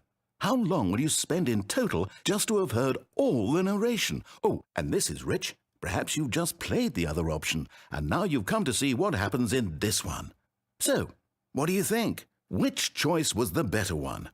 Imagine if you had selected Continue on your first playthrough, how tantalizing it would be not knowing what happens when you pick the other option. Indeed, you are one of the lucky ones. Though if the other option is really miserable to listen to, then perhaps you're not. In fact, I'm just going to say that no one who's listening to this is lucky. Well now, I've built up the other option so much that I'm going to stop talking and leave you to your decision whether to come back here, continue with the game, or just sit in this spot forever and ever. Cheers.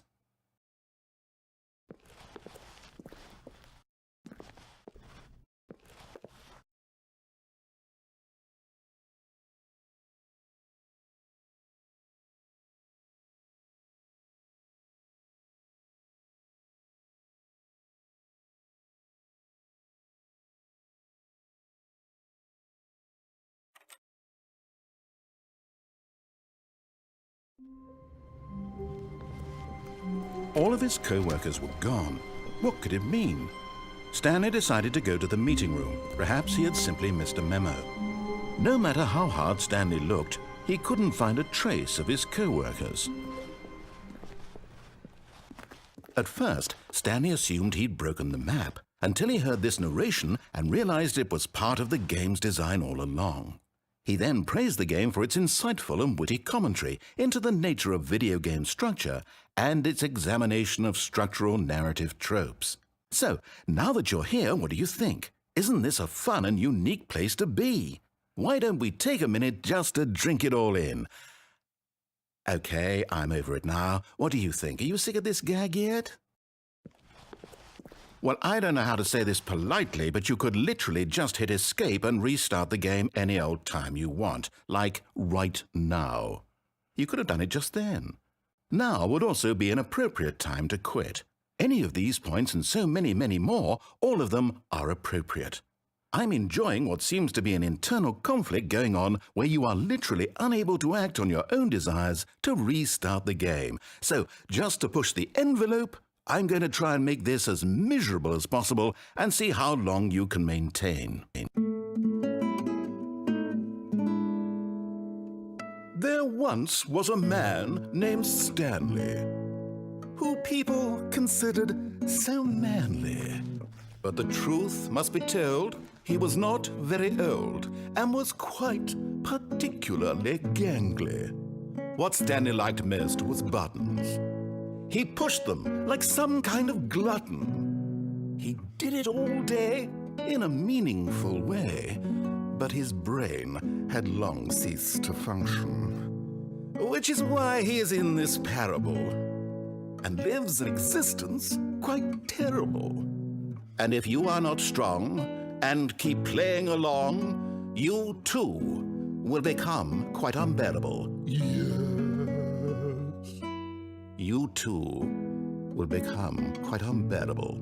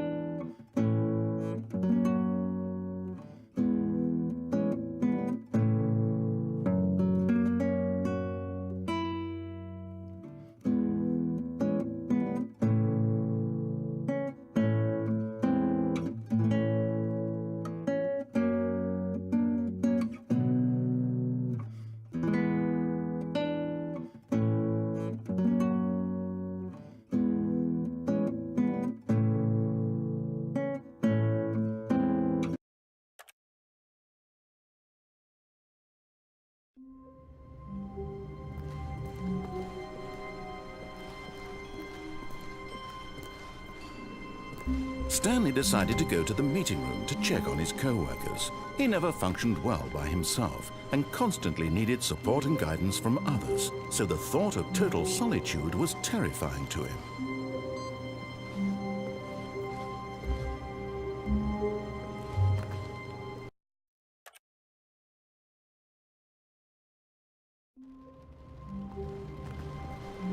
All of his co-workers were...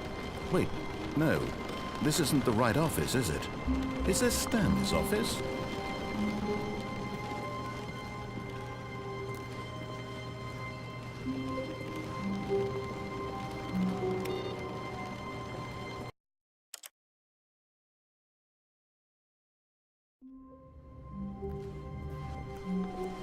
All of his co-workers were gone. What could it mean? Stanley decided to go to the meeting room. Perhaps he had simply missed a memo.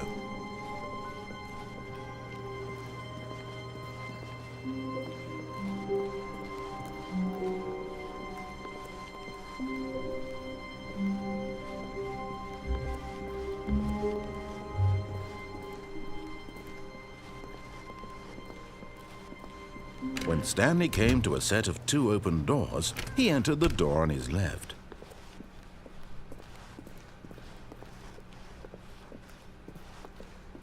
Yet there was not a single person here either.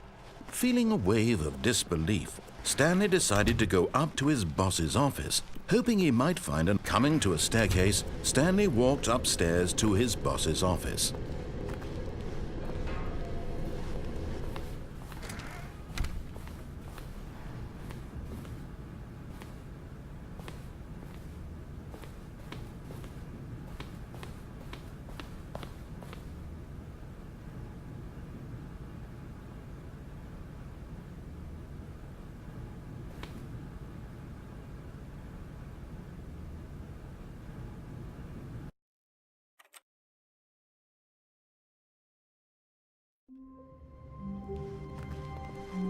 All of his co-workers were gone. What could it mean? Stanley decided to go to the meeting room. Perhaps he had simply missed a memo.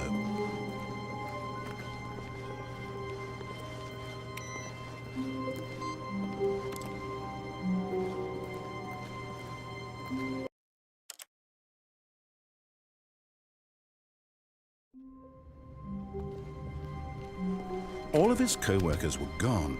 What could it mean? Stanley decided to go to the meeting room. Perhaps he had simply missed a memo.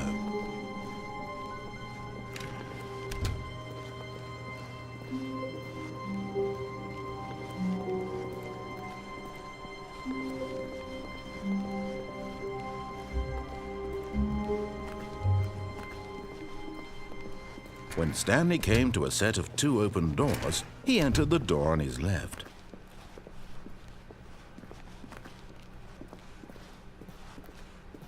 Yet there was not a single person here either.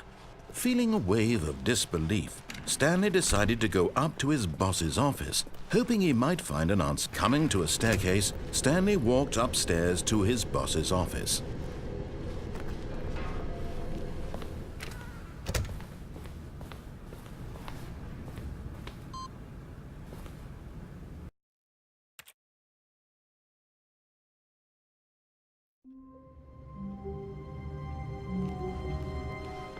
Wait, Stanley thought to himself. Am I sure that the orders stopped coming in? How is that possible? They never stopped. Surely I was mistaken.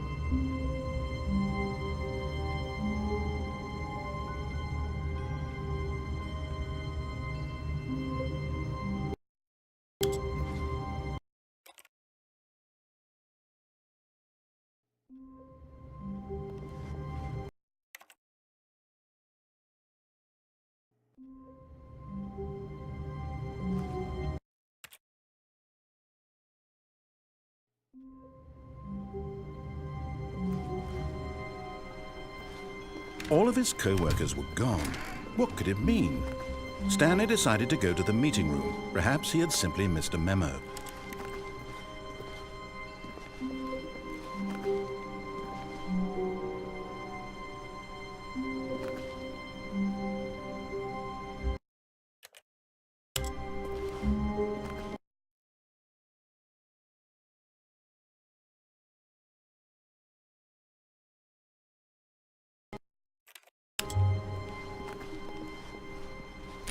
Stanley went around touching every little thing in the office, but it didn't make a single difference, nor did it advance the story in any way.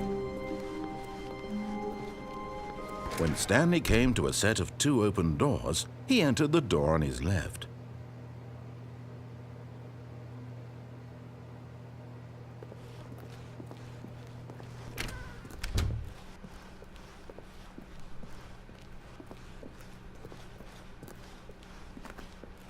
Yet there was not a single person here either. Feeling a wave of disbelief, Stanley decided to go up to his boss's office. Stanley stepped into the broom closet, but there was nothing here, so he turned around and got back on track.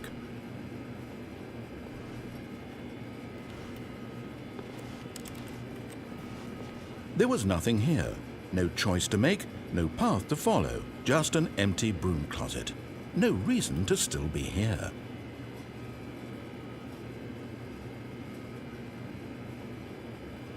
It was baffling that Stanley was still just sitting in the broom closet. He wasn't even doing anything. At least if there was something to interact with, he'd be justified in some way. As it is, he's literally just standing there doing sweet FA.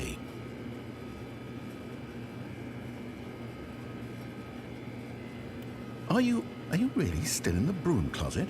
Standing around doing nothing? Why? Please offer me some explanation here. I'm genuinely confused.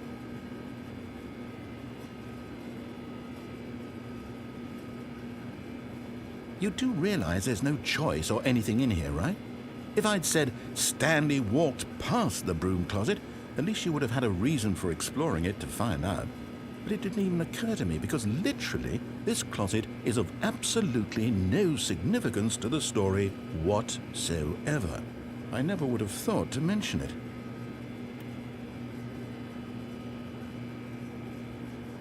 Maybe to you this is somehow its own branching path.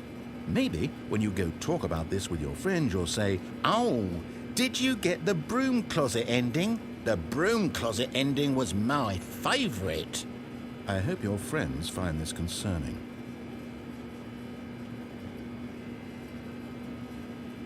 Stanley was fat and ugly and really stupid. He probably only got the job because of a family connection. That's how stupid he is. That or with drug money.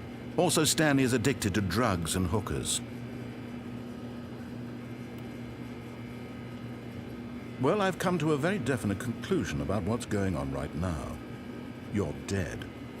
You got to this broom closet, explored it a bit, and were just about to leave because there's nothing here when a physical malady of some sort shut down your central nervous system and you collapsed on the keyboard.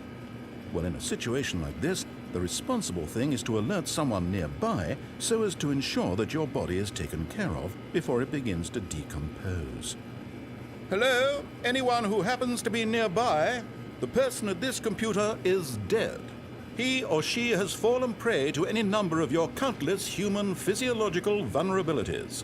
It's indicative of the long-term sustainability of your species. Please remove their corpse from the area and instruct another human to take their place at the computer, making sure they understand basic first-person video game mechanics and filling them in on the history of narrative tropes in video gaming, so that the irony and insightful commentary of this game is not lost on them. All right, when you've done that, just step out into the hallway. Ah, second player. It's good to have you on board. I guarantee you can't do any work. You too? Unbelievable. I'm at the mercy of an entire species of invalids. Perhaps there's a monkey nearby you can hand the controls to. A fish? Fungus? Look, you can hammer out the details. I'm not particularly picky. I'll just be waiting for when you're ready to pick up the story again.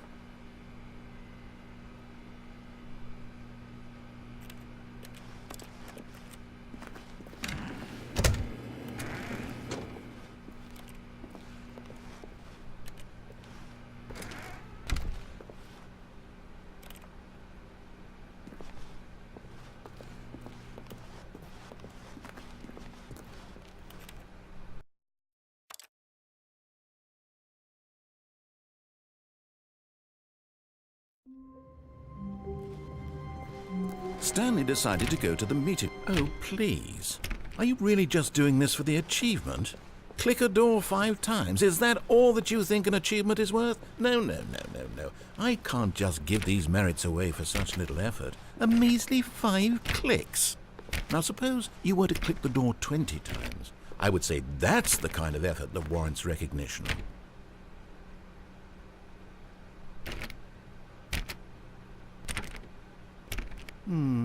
I have to say, I'm still not feeling the satisfaction of witnessing true effort for a noble cause.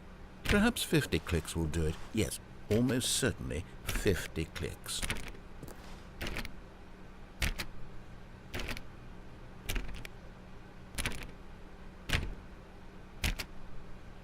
No, I'm still not feeling it.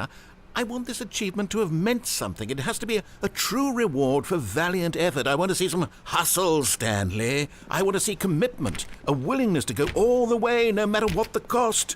Why don't you go put 20 clicks into door number 417?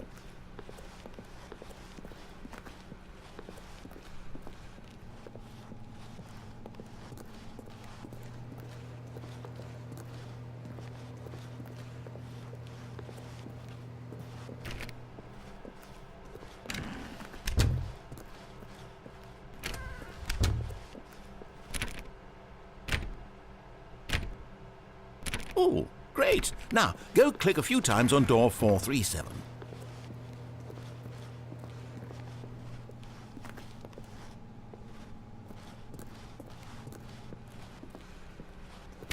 Excellent. I think we're getting somewhere. Now, door 415. Let's give it 10 clicks or so.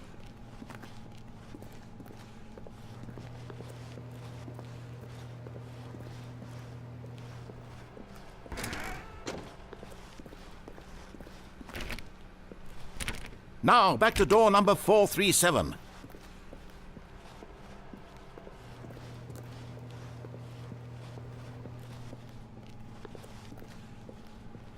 Let's see. How about you click on, well, I don't know, the copy machine. All right, back to room 417. I'm really feeling it now. I think we're getting somewhere.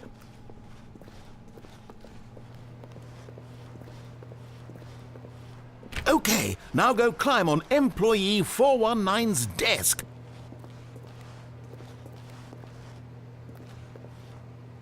Yes! This is great! You're putting it all on the line, Stanley. I like that. All right, let's keep it up. Go give me a few clicks on door 416. We've almost got it! Now the copy machine, do that one again!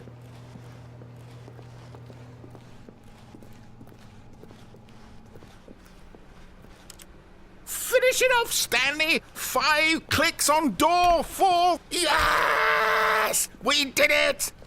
Oh, wow. That felt amazing. Oh, you really earned it, Stanley. Nothing could hold you back. Yes, I'm very proud of how far we've come today. Just think, only a few minutes ago you believed an achievement was worth 5 little clicks. Really now, what were you thinking?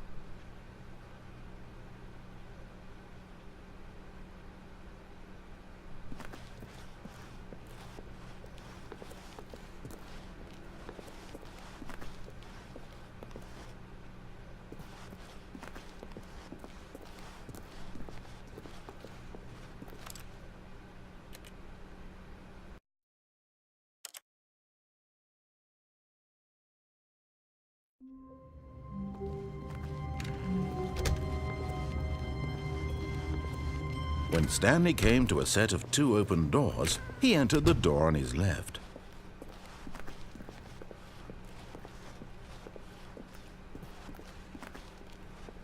Yet there was not a single person here either. Feeling a wave of disbelief, Stanley decided to go up to his boss's office, hoping he might find an answer there. Coming to a staircase, Stanley walked upstairs to his boss's office.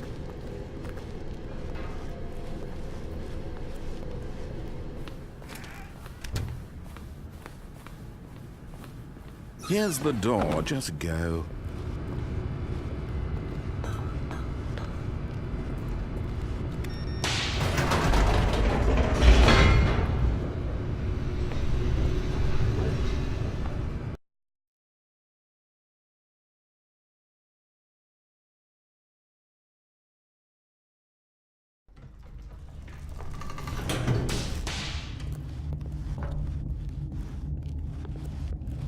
Stanley walked straight ahead through the large door that read Mind Control Facility.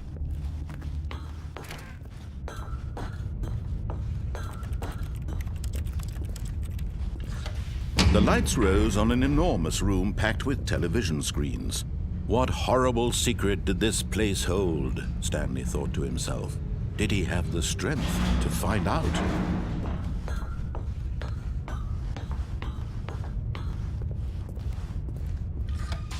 Now the monitors jumped to life, their true nature revealed. Each bore the number of an employee in the building, Stanley's co-workers. The lives of so many individuals reduced to images on a screen, and Stanley, one of them, eternally monitored in this place where freedom meant nothing. This mind control facility, it was too horrible to believe. It couldn't be true. Had Stanley really been under someone's control all this time? Was this the only reason he was happy with his boring job? That his emotions had been manipulated to accept it blindly? No, he refused to believe it. He couldn't accept it. His own life in someone else's control? Never! It was unthinkable, wasn't it? Was it even possible? Had he truly spent his entire life utterly blind to the world? But here was the proof, the heart of the operation. Controls labeled with emotions, happy or sad or content, walking, eating, working, all of it monitored and commanded from this very place. And as the cold reality of his past began to sink in, Stanley decided that this machinery would...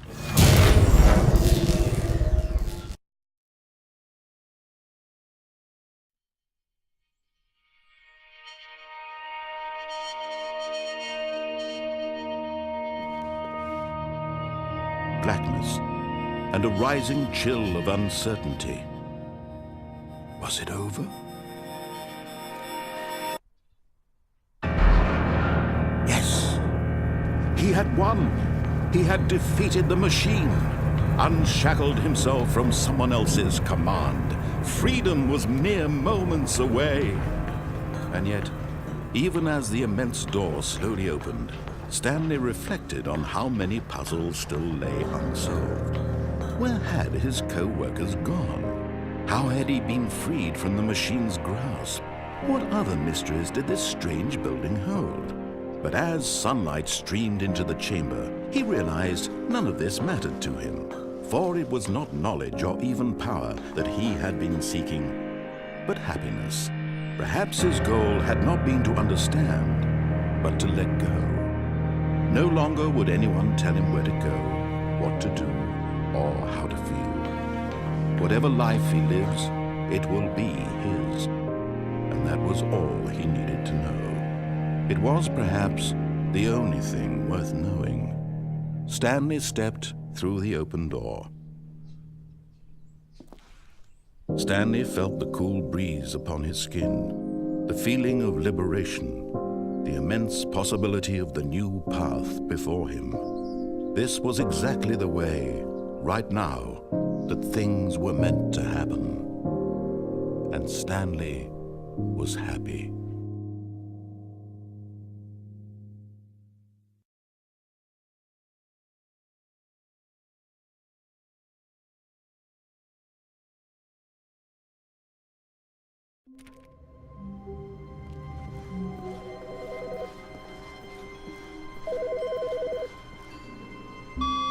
Good morning. Thank you for contacting the Future Happiness Foundation. We are confirming your shipment of 1,327 cardboard boxes to your place of work. Can you verify that this is correct? Excellent. Your order will arrive shortly. Thank you again for contacting the Future Happiness Foundation.